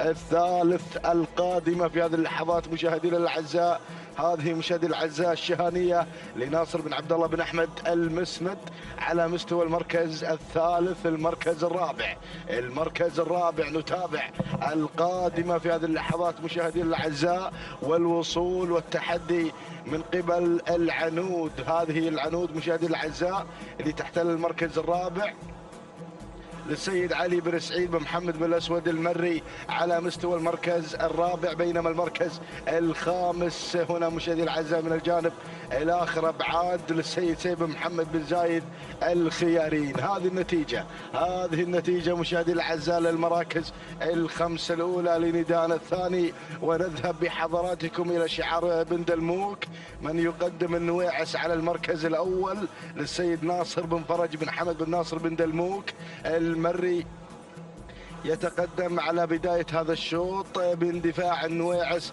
على أول المراكز. بينما المركز الثاني متعبة لخليفة بن حمد بن خليفة العطية على ثاني المراكز. بينما المركز الثالث القادمة في هذه اللحظات مشاهدي الأعزاء الشهانية للسيد ناصر بن عبد الله بن أحمد المسند شعار الأنيق يأتي على مستوى المركز الثالث. بينما المركز الرابع نتابع العنود وشعار بالأسود علي بن سعيد بن محمد بن مسعود بالأسود المري، بينما المركز الخامس هذه مشاهدي الأعزاء ابعاد لسيب محمد بن زايد الخيارين. هذه النتيجة مشاهدي الأعزاء للمراكز الخمس الأولى، وهناك أسماء وشعارات لم يحن موعد تواجدها في عالم الإذاعة. نترقب دخول جديد على المراكز الأولى. عودة إلى مقدمة الشوط لنتابع شعار بن دلموك، أحد الشعارات الخطيرة، يقدم النويعس على البداية مع انتصاف المسافة بن دلموك. هناك أسماء وشعارات قادمة، نتابع أسماء خطيرة تشارك في هذا التحدي. هذه النويعس مشاهدي الأعزاء تحضر في هذا الشوط بحضور شعار بن دلموك، ناصر بن فرج بن حمد بن ناصر بن دلموك المري على أول المراكز، بينما المركز الثاني القادمة في هذه اللحظات مشاهدي الأعزاء متعبة بشعار الجريان، شعار خليفة بن حمد بن خليفة العطية على ثاني المراكز، بينما المركز الثالث نتابع شعار الأنيق من يأتي في هذه اللحظات بتقدم الشهانية لناصر بن عبد الله بن أحمد المسند يحتل المركز الثالث، بينما المركز الرابع نتابع العنود لعلي بن سعيد بن محمد بن مسعود بالأسود المري، بينما النقل مباشرة إلى المركز الخامس نتابع إبعاد لسيب محمد بن زايد الخيارين. هذه النتيجة مشاهدي الأعزاء، وراء أسماء وشعارات خطيرة قادمة مشاهدي الأعزاء بقدوم أيضا هيبة والجزيرة بشعار هجن السلية. ولكن نذهب بحضراتكم إلى البداية لنتابع مجريات هذا التحدي، ولا زالت الأمور حتى هذه اللحظة مع بن دلموك ليقدم لنا النويعس ناصر بن فرج بن حمد بن ناصر بن دلموك المري على بداية هذا الشوط، يندفع مع النويعس إلى الناموس إلى الفوز، بينما المركز الثاني أتابع القادمة في هذه اللحظات متعبة لخليفة بن حمد بن خليفة العطية احتل المركز الثاني، وثالثا القادمة الشهانية بشعار الأنيق ناصر بن عبد الله بن أحمد المسند، بينما المركز الرابع دخول من قبل الجزيرة بشعار اللورد شعار هجن السلية القادمة على مستوى المركز الرابع، بينما المركز الخامس العنود علي بن سعيد بن محمد بالأسود المري على مستوى خامس المراكز. هذه النتيجة مشاهدينا الأعزاء للمراكز الخمسة الأولى. أرى شعارات خطيرة، يا سلام يا سلام.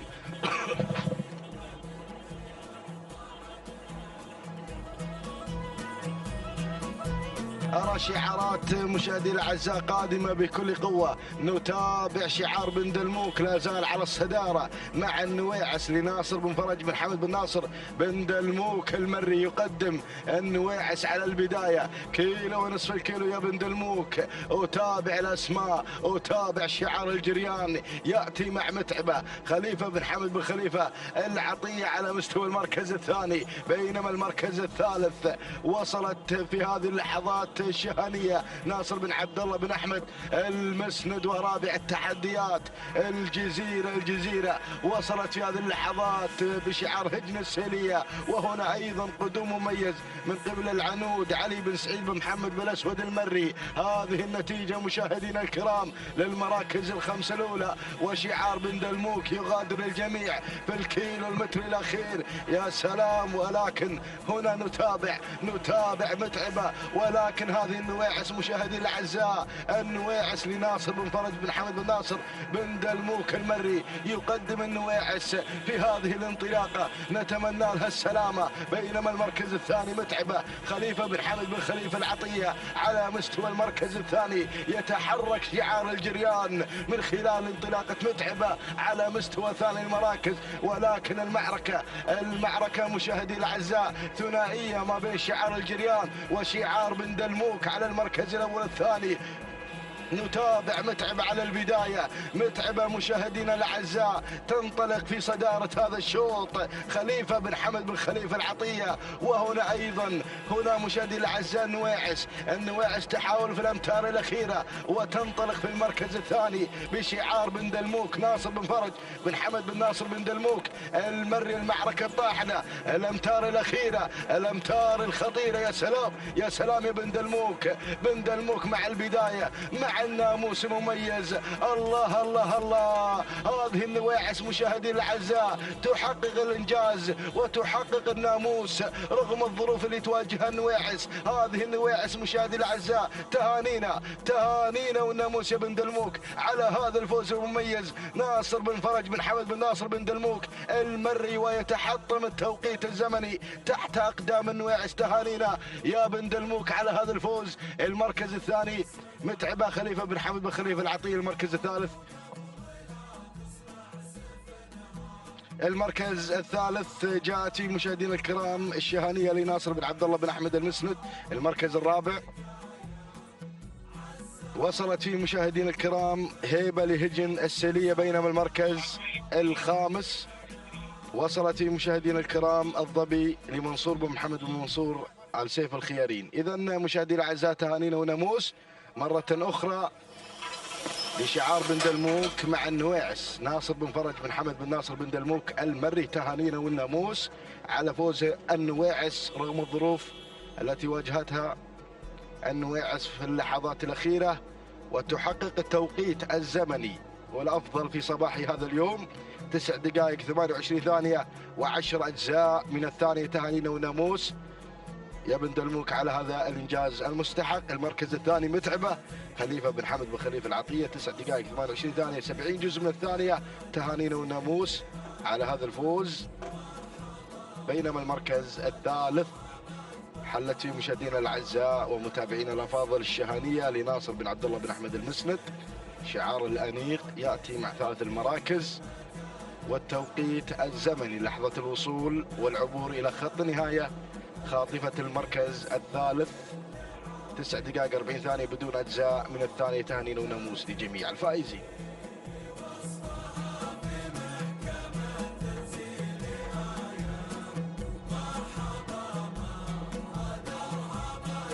بسم الله الرحمن الرحيم، بسم الله نبدأ وعلى بركة الله نستعين. مشاهدينا الكرام نحييكم من جديد في انطلاقة أخرى من انطلاقاتنا في صباح هذا اليوم على أرضية ميدان التحدي، ميدان الشحانية لسباقات الهجن في منافسات والأجمل مع انطلاقات الكبار وتحديات سن الحيل والزمول.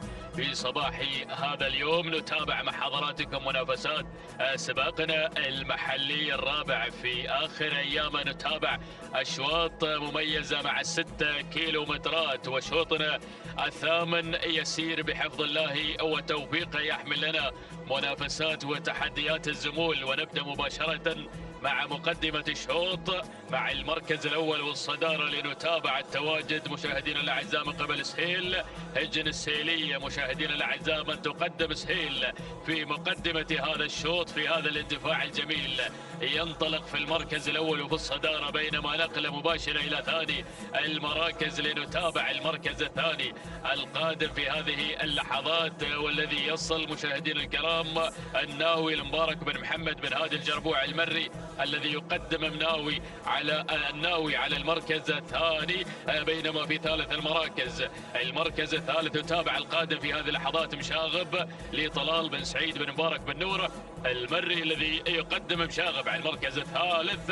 ننتقل مباشرة إلى رابع المركز الرابع وتابع القدوم في هذه اللحظات والوصول مشاهدينا الكرام من قبل الشارد لعلي بن محمد بن حمد بن قريع يتقدم مع الشارد على المركز الرابع. المركز الخامس الواصل في هذه اللحظات وصل مبلش بن خزينة مع المركز الخامس لسالم بن جبر بن عبد الله المخضب الهاجري. هذه سالم بن جبر بن عبد الله المخضب الهاجري مع المركز الخامس مع مبلش. هذه نتيجتنا للخمس المراكز المتقدمة في هذا الشوط. ولكن شوف الأعداد أيضا القادمة خلف دائرة الندى في هذا التحدي الصباح الجميل على ميدان الشحانية. ما شاء الله أجواء مثيرة، أجواء رياضية مميزة نتابعها مع هذه الأشواط مع تحديات الكبار سن الحيل والزمول. ما شاء الله يحلو الرقص مع الكبار دائما وابدا مع هذا السن المميز. نعود مباشرة إلى مقدمة الشوط إلى سهيل في الصدارة بشعار هجن السيلية يقود هذه الأسماء، يتقدم في هذا الشوط ويتزعم المسيرة مشاهدينا حتى هذه اللحظات في هذا الانطلاق الجميل، في هذا الدفع المميز على مقدمة هذا الشوط، بينما ننتقل إلى ثاني المراكز لنتابع ثاني المراكز في هذا التحدي الصباحي الجميل. تواجد من الناوي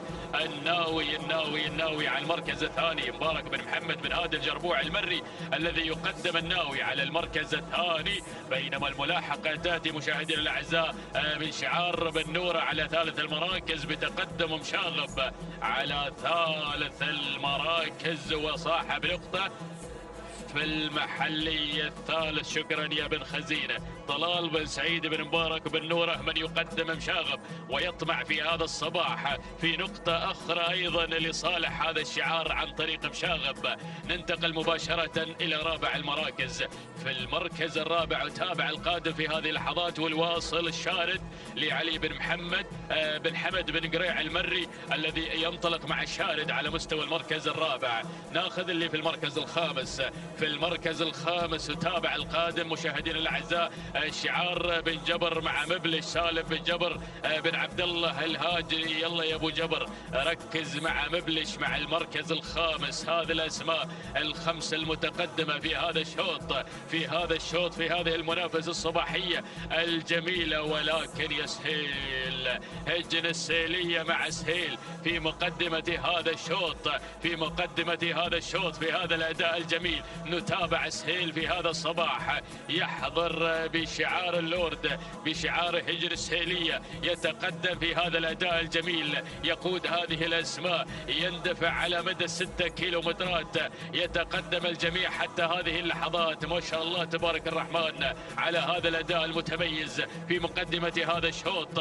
بينما على المركز الثاني في ثاني المراكز شعار بن نورة مع مشاغب لطلال بن سعيد بن مبارك بن نورة المري، يقدم لنا تحدياته ويقدم لنا شعاره على مستوى المركز الثاني، متابعا ايضا وملاحقا لسهيل، منازعا لسهيل على الصداره وعلى بدايه الشوط. المركز الثالث في ثالث المراكز تابع مشاهدينا الاعزاء الناوي في المركز الثالث مبارك بن محمد بن هادي الجربوع المري، ولكن بن جبر بدا يقدم مبلش اللي غير مباشره الى ثالث المراكز. سالم بن جبر بن عبد الله آل مخضب الهاجري يقدم لنا تحدياته وشعاره على المركز الثالث من خلال تقدم مبلش. المركز الرابع في رابع المراكز من تراجع الناوي المبارك بن محمد بن هادي الجربوعي المري. وفي خامس المركز الخامس وتابع في هذه اللحظات تقدم مشاهدينا الاعزاء من قبل الشارد لعلي بن محمد بن حمد بن قريع، ولكن هجن السهيليه تعزز الموقف من خلال العديد اللي بدا يقتحم مباشره الى خامس المراكز من هجن السهيليه، يتقدم في هذا الاداء. ولكن شوف الاسماء القادمه، شوف التغيير ايضا مع المراكز القادمه. يا سلام على ما يبدو شعار بن بجاد ينضم في هذه اللحظات من خلال تقدم واندفاعات لهب ابجاد بن عبد الله بن خليفه الهاجري، يتقدم على المركز الخامس. الاسماء قادمه، الشعارات بدات مشاهدينا الاعزاء في الاندفاع نحو الخماسيه الذهبيه، ولكن وين البدايه؟ الله، سهيل في مقدمه الشوط. وين سهيل؟ روح بشعار هجر السهيليه، يقترب من لوحه 1200 عن خط النهايه. يا مضمرين يا متابعين، شوف سهيل اللي روح بالكادر العلوي الحاله في مقدمه الشوط ويغرد خارج السرب مشاهدينا الاعزاء في مقدمه هذا الشوط. نعلن بوابه الكيلومتر الاخير، الكيلومتر المثير. سهيل مع الناموس، مع الانتصار من هجن السهيليه، يتقدم في هذا الاداء الجميل وعصاف الابطان، دفعه ذاتي واداء تلقائي. مشاغب على المركز الثاني، مشاغب على ثاني المراكز طلال بن سعيد بن مبارك بن نوره ايضا يسرع هناك مع ثاني المراكز، يبغي ناموس هذا الشوط ويبغي سهيل على المقدمه. بينما على المركز الثالث التواجد ايضا من العديد من هجن السهيليه. وفي رابع المراكز ايضا اسم جديد بدا ينضم، بدا الوصول مشاهدينا الاعزاء من قبل جميل راشد بن طالب بن علي الجربوع المري، ولكن بينه وبين سهيل مسافه بعيده. الله يا شعار هجن السهيليه، هجن السهيليه تتقدم من خلال تقدم سهيل صاحب اول ندى، وهذا هو سهيل ايضا ياتي بالاندفاع الجميل منذ بدايه هذا الشوط، منذ بدايه هذا الشوط دشن افتتاح الاذاعه ولا زال هو الذي يتربع على عرش الصداره على قمه الهرم في راس الحرب. هذا هو سهيل مشاهدينا الاعزاء من هجن السهيليه. يتقدم الجميع ويعلن تواجده في هذا الصباح بدون اوامر بدون تعليمات. يا سلام على هذا الاداء المتميز، على هذا الاداء الذاتي والتلقائي في مقدمه الشوط. سلام سلام سلام لهجن السهيليه، سلام تهانينا والناموس على فوز سهيل بالمركز الاول في هذا الشوط. تهانينا والناموس لحظه وصوله الى خط النهايه معلن الفوز والانتصار. المركز الثاني مشاغب ايضا قدم عرض كبير لطلال بن سعيد بن مبارك بن نوره المري. المركز الثالث كان الوصول مشاهدينا الاعزاء من جميل راشد بن طالب بن علي الجربوع المري. المركز الرابع وصل العديد لهجن السهيليه. المركز الخامس من وصل لهب بشعار بن بجاد بن عبد الله بن خليفه الهاجري. شكرا يا مخرجنا يا بن خزينه ايضا على موافاتك المعلومات اول باول. ونعود مباشره مشاهدينا الاعزاء لنهني هجن السهيليه على فوز سهيل بالمركز الاول. وملخص شوطنا الماضي لقطات الاعاده واللقطات البطيئه، ايضا شوف التواجد هنا مع اللحظات الاخيره، وشوف القدوم المميز من سهيل الذي يعلن تواجده في هذا الشوط واكد حضوره مع الفوز والناموس والانتصار. قاطع 6 كيلومتر في فتره زمنيه مقدارها 9 دقائق 33 ثانيه 28 جزء من الثانيه. تهانينا الهجن السهيليه على فوز سهيل بالمركز الاول في هذا الشوط. بينما ثاني المراكز من وصل على المركز الثاني مشاغب لحظه وصوله الى خط النهايه قاطع 6 كيلومتر في 9 دقائق 38 ثانيه 66 جزء من الثانيه. تهانينا لطلال بن سعيد بن مبارك بن نوره المري على فوز مشاغب بالمركز الثاني. اما في ثالث المركز الثالث من وصل جميل توقيته 9 دقائق 44 ثانية 51 جزء من الثانية. تهانينا والناموس لراشد بن طالب بن علي الجربوع المري على فوز جميل بالمركز الثالث.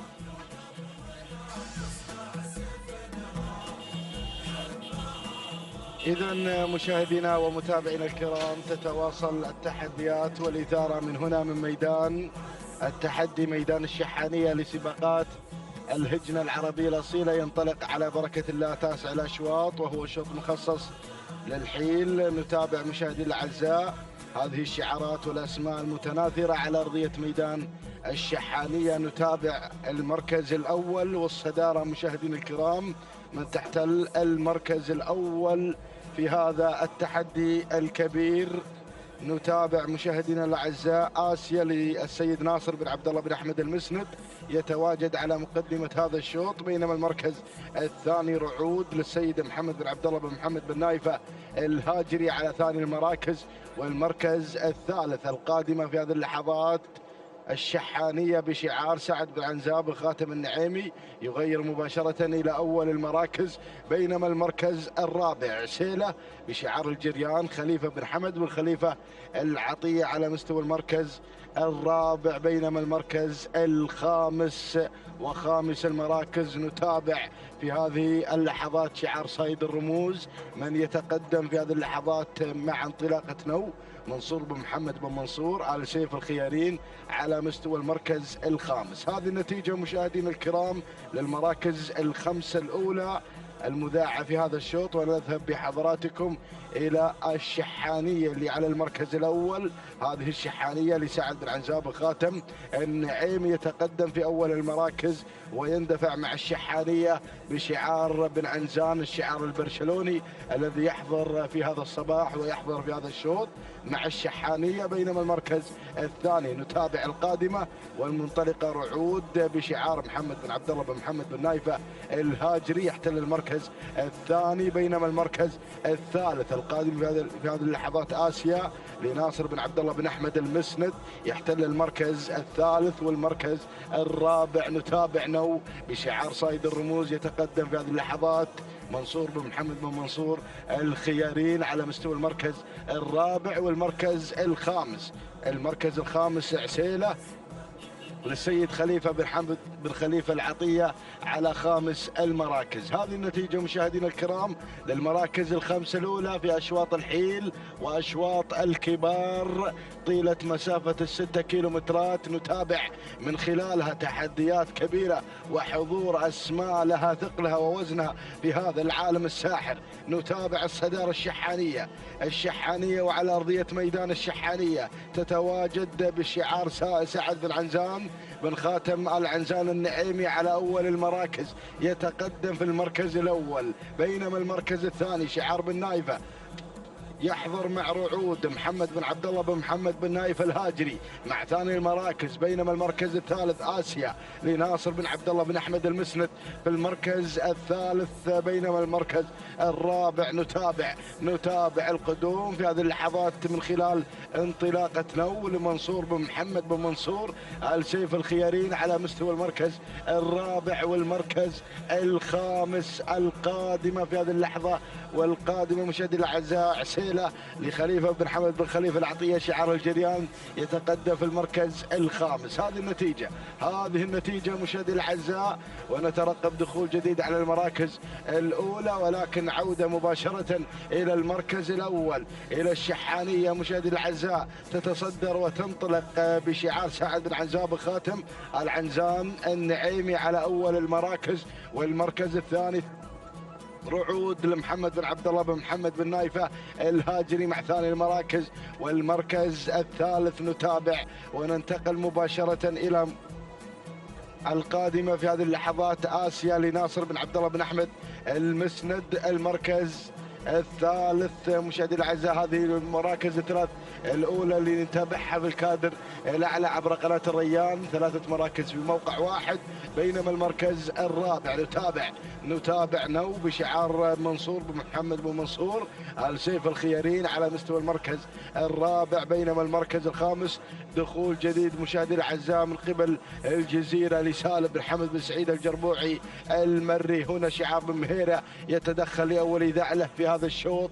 مع انتصاف المسافه 3 كيلومترات مشاهدينا الاعزاء، 3 كيلومترات الفاصلة عن الناموس وعن التحدي. ولكن نعود بحضراتكم إلى البداية لنتابع الأمور مع الشحانية حتى هذه اللحظة لسعد بن عنزان بن خاتم العنزان النعيمي. والمركز الثاني نتابع آسيا لناصر بن عبد الله بن أحمد بن عبد الله المسند يتواجد مع آسيا على أول المراكز، بينما المركز الثالث أتابع شعار بن مهيرة الخطير الذي يحضر مع هذه النجمة هذه الجزيرة مشاهدينا الأعزاء صاحبة إنجازات. ولكن المركز الثالث نتابع شعار بن نايفة محمد بن عبد الله بن محمد بن نايف الهاجري مع رعود وشعار بن مهيرة في المركز الرابع. ينطلق مشاهدينا الأعزاء مع الجزيرة سالم بن حمد بن سعيد الجربوع المري،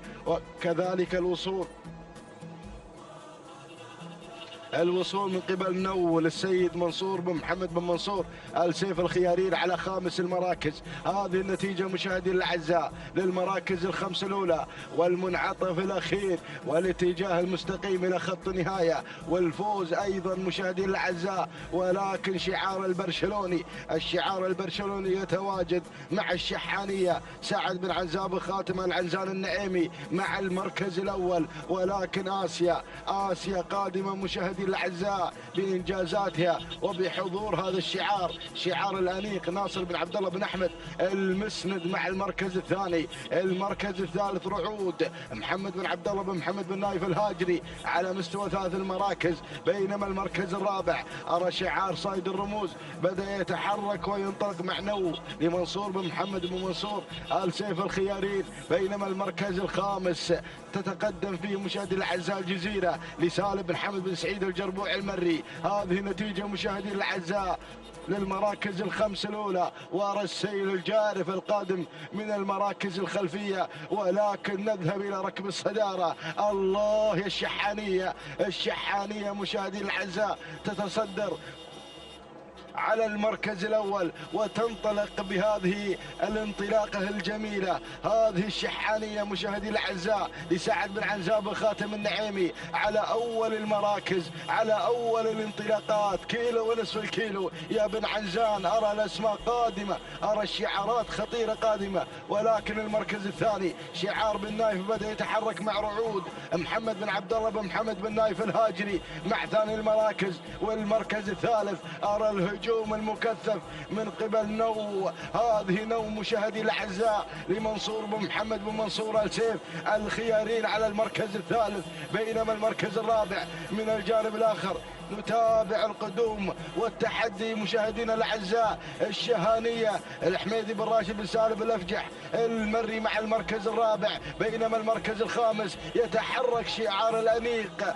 من خلال هذا الهجوم الكبير. الله الله الله، عجه مشاهدي الاعزاء لناصر بن عبد الله بن احمد المسند، ولكن اتابع ايضا شعار الجريان مع عسيله، وكذلك القدوم الخطير من الجانب الاخر. وصلت الظبي لحزام بن زيد بن محسن بن ديله المري مع المركز الخامس. هذه النتيجه مشاهدينا الاعزاء، ولكن الله يا الشحانيه شوط قوي للغايه، يحمل هذه النخبه، يحمل هذه الاساطير من الهجنه العربيه الاصيله. ولكن الشحانيه سعد بن عنزاب خاتم النعيمي ونوف المركز الثاني، نو مع صايد الرموز منصور بن محمد بن منصور ال سيف الخيارين مع المركز الثاني. ولكن الله يا عجه مع ثالث المراكز، عجه مشاهدينا الاعزاء لناصر بن عبد الله بن احمد المسند في المركز الثالث. المعركه ثلاثيه ما بين العمالقه، ما بين هذه الشعارات الكبيرة. هنا شعر بن عنزان يحضر في هذا التحدي مع الشحانية في الأمتار الأخيرة في ميدان الشحانية. هذه الشحانية مشاهدي الأعزاء، سلام يا بن عنزان، سلام يا بن عنزان على هذا الأداء الكبير. سعد بن عنزاب خاتم النعيمي، تهانينا والناموس على هذا الحضور وعلى أداء الشحانية، تهانينا والف مبروك. هذه الشحانية مشاهدي الأعزاء تختطف الفوز والناموس، تهانينا والف مبروك. المركز الثاني نول لمنصور بن محمد بن منصور ال سيف الخياري. المركز الثالث عجه لناصر بن عبد الله بن احمد المسند، بينما المركز الرابع كلاسه لهجن السيليه، بينما المركز الخامس شعار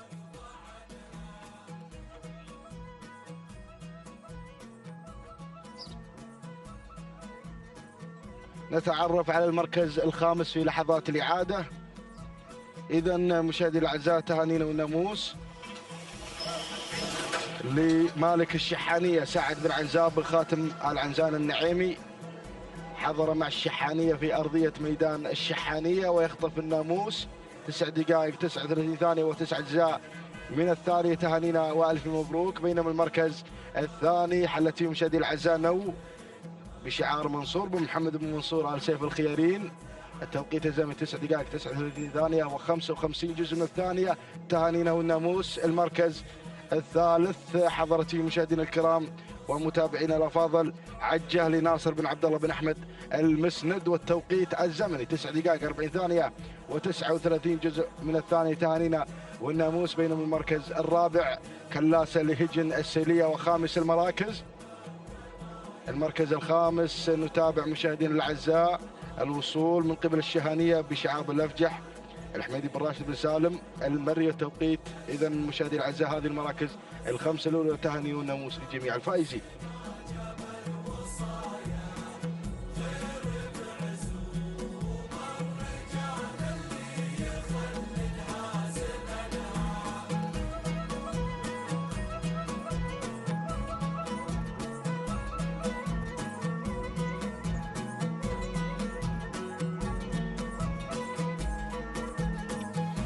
بسم الله الرحمن الرحيم. أيها الحفل الكريم، مشاهدينا متابعينا الكرام، التواصل مستمر وانطلاقاتنا مستمرة من أرضية ميدان التحدي لسباقات اللجنة العربية الأصيلة.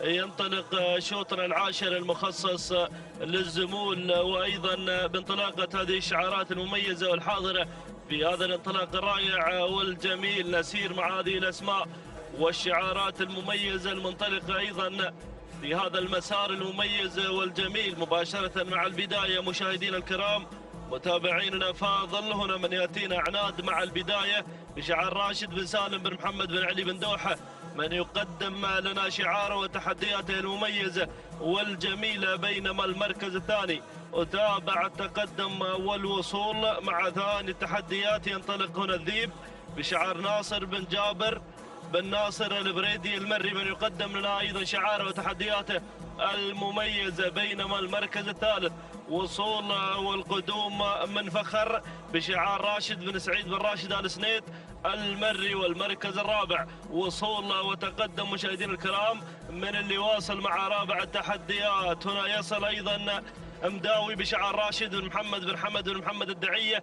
بينما المركز الخامس وصول وتقدم مع خامس المراكز. يصل هنا أيضا ساطع بشعار غانم بن جاسم بن ربيع بن عيسى الكواري. شكرا يا مخرجنا محمد بن خزينة على ايضا موافاتك بالاسماء والنتائج ايضا. اذا مشاهدينا الكرام نعود مع البداية، نعود مع المركز الاول وصدارة هذا الشوط. المركز الاول مع شعار بن دوحة، من يقدم لنا شعاره وتحدياته المميزة والجميلة من خلال تواجد عناد مع المركز الاول راشد بن سالم بن محمد بن علي بن دوحة، من يقدم لنا ايضا هذا الاسم ويقدم لنا شعاره وتحدياته المميزة والجميلة مع المركز الأول. المركز الثاني يتقدم شعار بن ربيعة مقدما لنا أيضا أو شعار الطريبيل هنا أيضا مع المركز الثاني. شعار خبير المضمرين من يقدم لنا الذيب ناصر بن جابر بن ناصر آل بريد المري مع ثاني التحديات. المركز الثالث وصول وتقدم من فخر بشعار راشد بن سعيد بن راشد آل سنيد المري. والمركز الرابع وصول من شعار بن ربيعة مقدما لنا انطلاقة ساطع غانم بن جاسم بن ربيعة بن عيسى الكواري، من يقدم أيضا لنا شعاره وتحدياته المميزة مع المركز الرابع. والمركز الخامس وصول من شعار بن نايفة مقدما لنا الباز حمد بن عبد الهادي بن محمد بن مبارك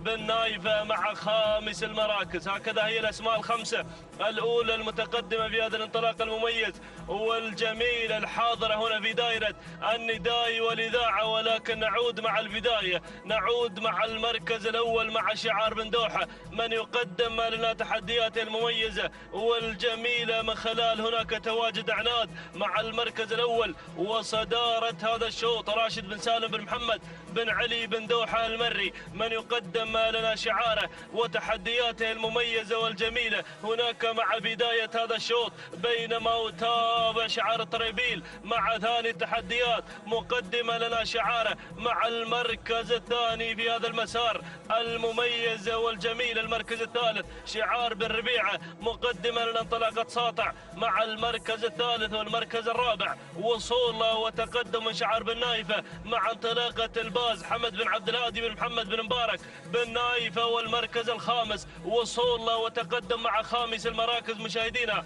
متابعينا الكرام يصل هنا مع المركز الخامس في هذا الانطلاق ايضا فخر بشعار راشد بن سعيد بن راشد آل سنيد المري. هكذا هي الاسماء الاولى في هذا الانطلاق مشاهدينا متابعينا الكرام. ولكن هناك اسماء حاضره اعطنا لقطه مخرجنا هنا في عمق الميدان والتحركات والاسماء الحاضره والشعارات التي تنطلق ايضا خلف الخمسه المراكز الاولى حاضره في هذا ايضا المسار المميز والجميل. ولكن عوده مع الصداره، نعود مع المركز الاول وبدايه هذا الشوط. الصداره هناك مع انطلاقه مشاهدينا الكرام ساطع ايضا مع المركز الاول وصداره هذا الشوط. من غير لغانم بن جاسم بن ربيعه بن عيسى الكواري، غير وانتقل نحو صداره هذا الشوط. يا سلام يا ساطع. بينما المركز الثاني يتقدم هنا هنا شعار الطريبيل مع انطلاقة الذيب ناصر بن جابر بن ناصر آل بريد المري والمركز الثالث. وصول وتقدم هناك من ميمنة الميدان اللي وصل في هذه اللحظات وتقدم المحيط بشعار علي بن عجيان بن حمد بن صالح العبده من يصل ايضا مع المركز. وعفوا هنا مشاهدينا الكرام وصول من مداوي لراشد بن محمد بن حمد بن محمد الدعيه. شعار الدعيه يصل ويتقدم ايضا في هذا المسار المميز والجميل، بينما يتابع شعار بن نايفه ايضا القادم مع المركز الرابع مع انطلاقه الباز. والمركز الخامس وصول من شعار ايضا اللي واصل في هذه اللحظات. وصل مشاهدينا الكرام وتقدم راهي محمد بن دلهم بن ناصر بن علي الهاجري. وايضا شعار بن فهيدان حاضر مع انطلاقه كفو علي بن عبد الله بن راشد آل فهيدان المري. يا سلام يا سلام، تحركات مشاهدينا الكرام هنا في هذا المسار المميز والجميل. نقترب من لائحه 1500 متر الاخيره، ولكن البدايه والصداره هنا مع انطلاقه الذيب ناصر بن جابر بن ناصر آل بريد المري من يقدم لنا الذيب بتحدياته المميزه والجميله مع المركز الاول. ولكن الدعيه مع ثاني التحديات مع انطلاقه مداوي راشد بن محمد بن حمد بن محمد الدعيه. والمركز الثالث كفو يتقدم بشعار بن فهيدان علي بن عبد الله بن راشد آل فهيدان المري. ولكن شوف اللي وصل شعار القرشي في هذه اللحظات مع انطلاقه الصاحي احمد بن مذكر بن مسفر القرشي يصل ايضا بتحدياته المميزه. وايضا وصول مشاهدينا الكرام من اللي واصل في هذه اللحظات وليف محسن بن جابر بن محسن الجربوعي المري وصل بتحدياته المميزه والجميله. اسماء بدات بالظهور والدخول الى دائره النداء والاذاعه مع اقترابنا من لائحه الاعلان الاخيره. الكيلومتر الاخير، الكيل الخطير يا طريبيل هنا يا من تقدم لنا الذيب بتحدياته المميزه والجميله. بو ناصر ايضا من يتابع لنا الذيب مع المركز الاول ناصر بن جابر بن ناصر آل بريد ايضا يقدم لنا تحدياته المميزه والجميله. ولكن بن فهيدان يشكل الضغوط يشكل الخطر من خلال تواجد كفو علي بن عبد الله بن راشد آل فهيدان المري. يصل بن فهيدان ويغير نحو المركز الاول، ينتقل انتقال مباشر الى صداره هذا الشوط مقدمه لنا كفو. بينما يتابع الوصول مع المركز الثالث شعار القرشي او هنا شعار الجربوعي مقدمه لنا وليف محسن بن جابر بن محسن الجربوعي المري. والمركز الرابع الباز بشعار بن نايفه. لكن عوده مع كفو ايضا الله وترشيحك يا مخرجنا على كفو هنا مع البدايه بشعار بن فهيدان من يقدم لنا كفو بتحدياته المميزه والجميله علي بن عبد الله بن راشد آل فهيدان المري. يا سلام الرقم 1 وفي الموقع الاول. سلام بن فهيدان، سلام كفو، سلام على هذا الاداء المميز والجميل. ومشكور ايضا يا بن فهيدان علي بن عبد الله بن راشد آل فهيدان المري. يا سلام يا سلام، شكرا ايضا على هذا الاداء المميز والجميل. واسعد الله صباحك يا متعب بن عبد الله الفهيدان يلي تتابع لنا كفو. مشكور وسلمة يمينك على هذا الاداء المميز والجميل. المركز الثاني وصل الذيب مشاهدينا الكرام شعار ناصر بن جابر بن ناصر آل بريد المري. والمركز الثالث وصل مع المركز الثالث مبلش بشعار عبد الله بن راشد بن علي بن نديل المري. والمركز الرابع وصل شاهين بشعار ناصر بن عبد الله بن سعيد بن ناصر الحقي. والمركز الخامس وصل العابر بشعار هجن السيليه. هكذا مشاهدينا الكرام متابعين الافاضل تابعنا هذا الشوط، ولكن حضر كفو شعار علي بن عبد الله بن راشد آل فهيدان المري ومتابعه متعب بن عبد الله بن فهيدان. مشكور يا متعب على هذا الاداء المميز والجميل. 9 دقائق 40 ثانيه 78 جزء من الثانيه. تهانينا والناموس لبن فهيدان واخواننا الكرام على هذا الفوز وهذا الانتصار. بينما المركز الثاني وصل مع المركز الثاني مشاهدينا الكرام الذيب وتوقيته 9 دقائق 41 ثانيه 88 جزء من الثانيه. تهانينا والناموس ايضا لمحمد بن ناصر آل بريد على هذا الفوز. بينما المركز الثالث ووصل مع المركز الثالث مبلش وتوقيته الزمن 9 دقائق 42 و54 جزء من الثاني. تهانينا والناموس لعبد الله بن راشد بن علي بن نديله المري.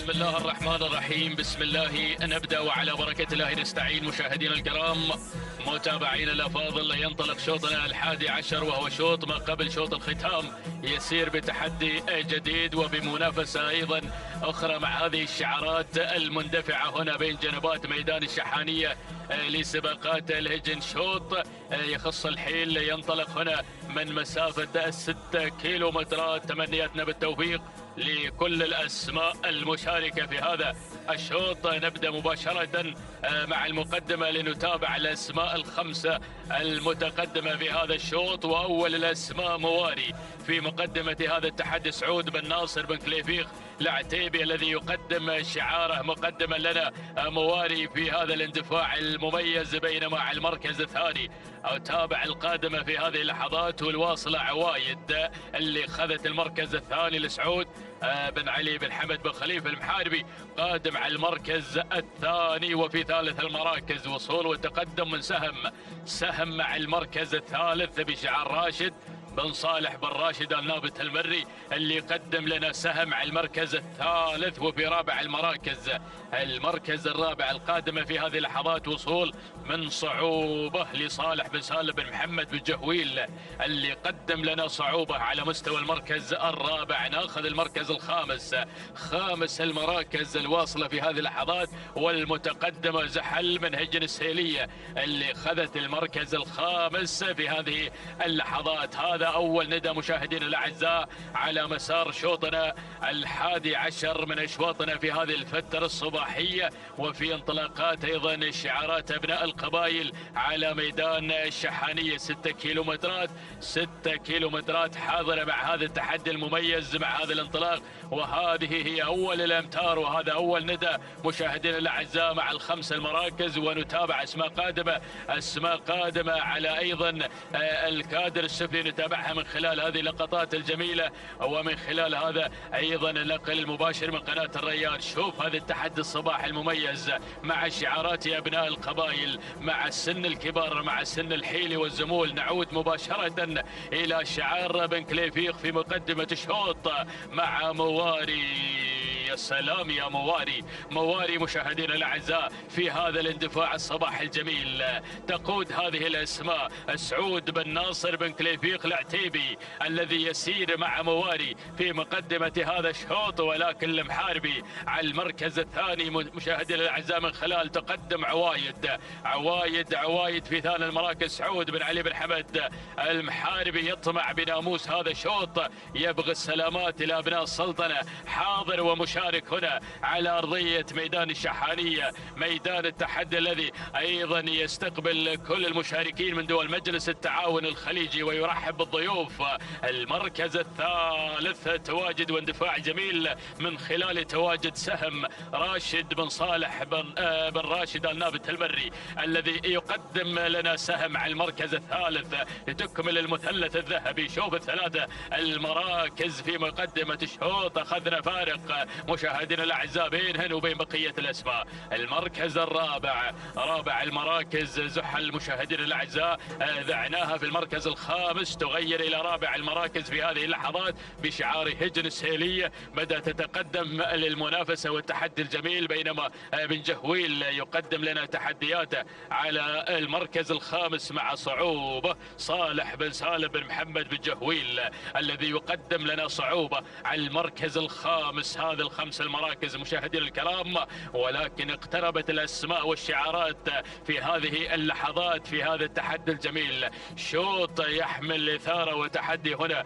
على أرضية الميدان، جديد المنافسة مع الأصايل وتحديات الكبار، ولكن الله مواري لازالت تقود هذه الأسماء. مواري في مقدمة الشوط سعود بن ناصر بن كليفيق العتيبي، يلا يا العتيبي مع مواري في هذا الأداء الجميل، مع مواري حتى هذه اللحظات في مقدمة هذا الشوط في هذا الاندفاع. يا سلام يا سلام يا سلام.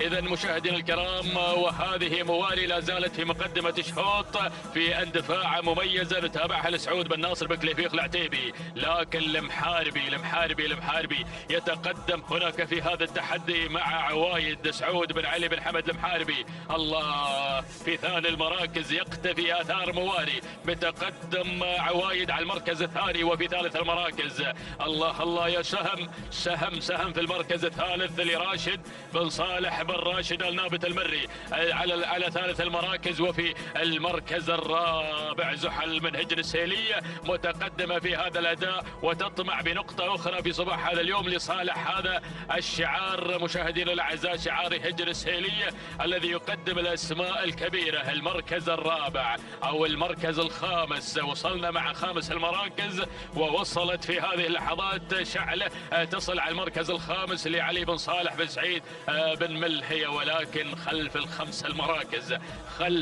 المراكز أسماء قادمة بقوة نتابعها من خلال الكادر التحتاني. يا سلام، شوف الأسماء القادمة، من ضمنها نجمة حاضرة في رصيدها سيف على الكادر السفلي، نتابعها من خلال هذه الانطلاقة ومن خلال هذه الشعارات الواصلة. الله، لكن بنتابع مشاهدينا الأعزاء مع الأمتار الأخيرة حيث الإثارة والتحدي الكبير 1500 عن خط النهاية، ولكن العتيبي لم يسلم الصدارة مع مواري لا زال نجما في هذا الشوط. لا زالت مواري مشاهدينا الأعزاء في مقدمة الشوط. سعود بن ناصر بن كليفيق العتيبي المركز الثاني، هناك سهم راشد بن صالح بن راشد النابت المري. المركز الثالث التواجد من عوايد سعود بن علي بن حمد بن خليفة المحاربي. المركز الرابع زحل من هجر السيلية. وخامس المراكز تحدي من شعلة لعلي بن صالح بن سعيد بن ملهية، لكن هجوم يصل في هذه اللحظات و1200. الله، يا سلام، احلوت المنافسة، حرارة الشوط ارتفعت، الإثارة حضرت، التحديات واضحة. الكيلومتر الأخير يا مضمرين لمن أراد الفوز والناموس يتقدم مع مواري في مقدمة الشوط. يا سلام يا مواري، سعود بن ناصر بن كليفيق العتيبي الذي يقود مواري في هذا الشوط. المركز الثاني سهم، وفي ثالث المراكز عوايد، والمركز الرابع زحل تصل مشاهدينا الأعزاء. هجن السيلية تداهم المقدمة، شنت الغارة على مقدمة الشوط. يا هو شوط، يا هي ثارة، يا هي سرعة مشاهدينا الأعزاء، ولكن هذه سهم تنطلق كالسهم في مقدمة الشوط، تبغي تصيب الناموس، تبغي تصيب الهدف بشعار راشد بن صالح بن راشد النابت المري. نجومية والأروع في مقدمة الشوط مع سهم على المركز الأول، ولكن على ما يبدو أن السلامات تبغي تروح السلطنة مع عوايد سعود بن علي بن حمد بن خليفة المحاربي. الله، سلام يا عوايد، سلام على هذا الأداء الجميل مع اللحظات الأخيرة. لكن هناك الخطر من سهم عوايد ولا سهم من الرابح والمنتصر، لكن ارصد وصلت منصورة. هجن التحدي اقتحمت الصدارة مع اللحظات الأخيرة. يا هو شوط، وأنت منصورة يا منصورة مع اللحظات الأخيرة. تهانينا لهجن التحدي اللي وصلت في الأمتار الذباحة وحسمت النزاع والصراع في ناموس وتحديات هذا الشوط. تهانينا والناموس لهجن التحدي على فوز منصورة بالمركز الأول. المركز الثاني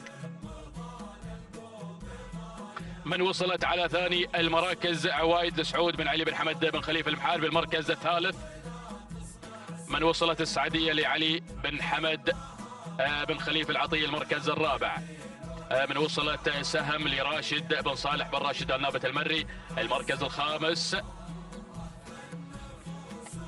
على ما اعتقد انها زحل لهجن السيلية. شكرا يا مخرجنا يا ابن خزينة. من يتابع معنا هذه الاسماء والمراكز الخمسة الاولى، ولكن نعود مع التوقيت الزمني. لحظة هجوم هجن التحدي واقتحامها الى ناموس هذا الشوط، معلنة ناموسها وانتصارها مع منصورة 9 دقائق 40 ثانية، جزئين من الثانية هو التوقيت الزمني مع منصورة. تهانينا لهجن التحدي على هذا الفوز وعلى هذا الانتصار. المركز الثاني من وصلت عوايد وتوقيتها 9 دقائق 41 ثانية 17 جزء من الثاني. تهانينا لسعود بن علي بن حمد بن خليفة المحاربي على فوز عوايد في المركز الثاني. أما ثالث المراكز فوصلت سهم وتوقيتها الزمني هو 9 دقائق 42 ثانية 35 جزء من الثانية. تهانينا لراشد بن صالح بن راشد النابت المري.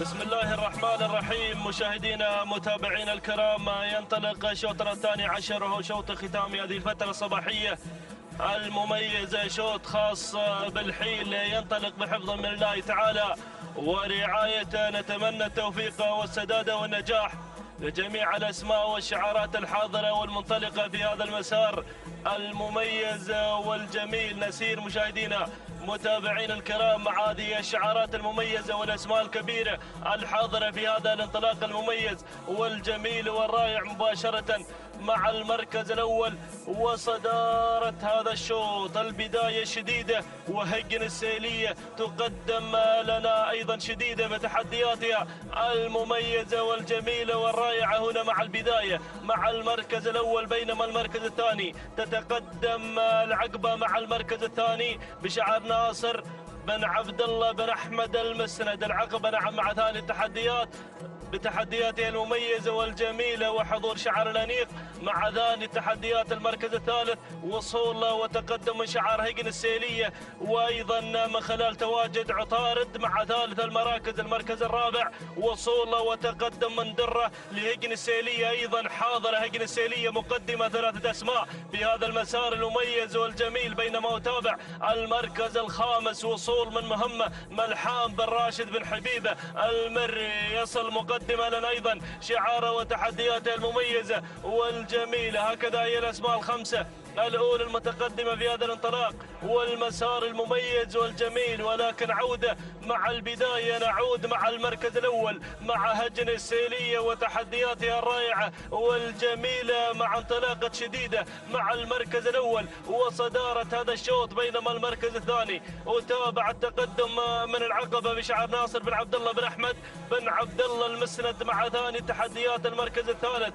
وصول وتقدم من عطارد لهجن السيلية أيضا مع المركز الثالث. والمركز الرابع وصول واقتحام من شعار المسند مقدمة لنا أيضا انطلاقة صون ناصر بن عبد الله بن أحمد بن عبد الله المسند. والمركز الخامس وصول من شعار بن حبيبة مع انطلاقة مهمة ملحام بن راشد بن حبيبة المري مع المركز الخامس. هكذا هي الأسماء ونداؤنا الثاني مشاهدينا الكرام للخمسة الأسماء الأولى الحاضرة والمنطلقة في هذا المسار المميز والجميل، مسار شوط الختام في هذه الفترة الصباحية المميزة الذي يحمل لنا أيضا هذا الشوط سن الحيل ويحمل لنا هذه الشعارات والأسماء الكبيرة الحاضرة والمشاركة في هذا الانطلاق المميز والجميل. وأيضا هذا النقل الحي والمباشر من قناة الريان الفضائية المتابعة أيضا لهذه الانطلاقات التي هنا في أرضية ميدان التحدي لسباقات الهجن العربية الأصيلة. نعود مع البداية،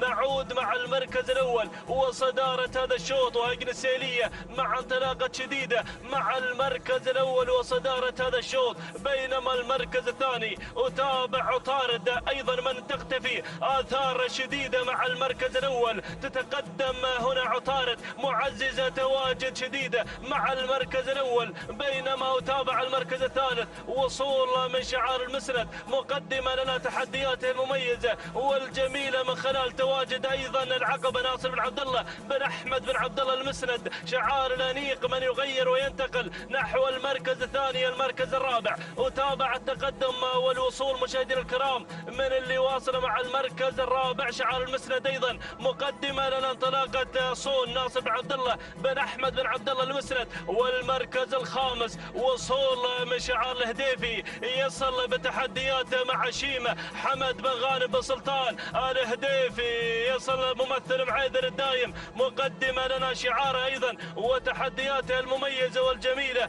بهذا الانطلاق الرائع والجميل. حمد بن غانم بن سلطان الهديفي مقدمه لنا ايضا شديده في هذا المسار المميز والجميل. هكذا هي الاسماء مشاهدينا متابعينا الكرام في هذا الانطلاق الرائع والجميل وهذا المسار المتميز والجميل. ولكن نعود مع البدايه، نعود مع شديده مع المركز الاول. شديده لا تزال هي سيده الموقف من تقود المسيره في هذا الانطلاق الرائع والجميل بشعار هجن السيليه من تقدم لنا شديده مع المركز الاول. بينما وتابع المركز الثاني عطارد مع المركز الثاني من تتقدم ايضا بنفس الشعار ونفس المالك مع ثاني التحديات.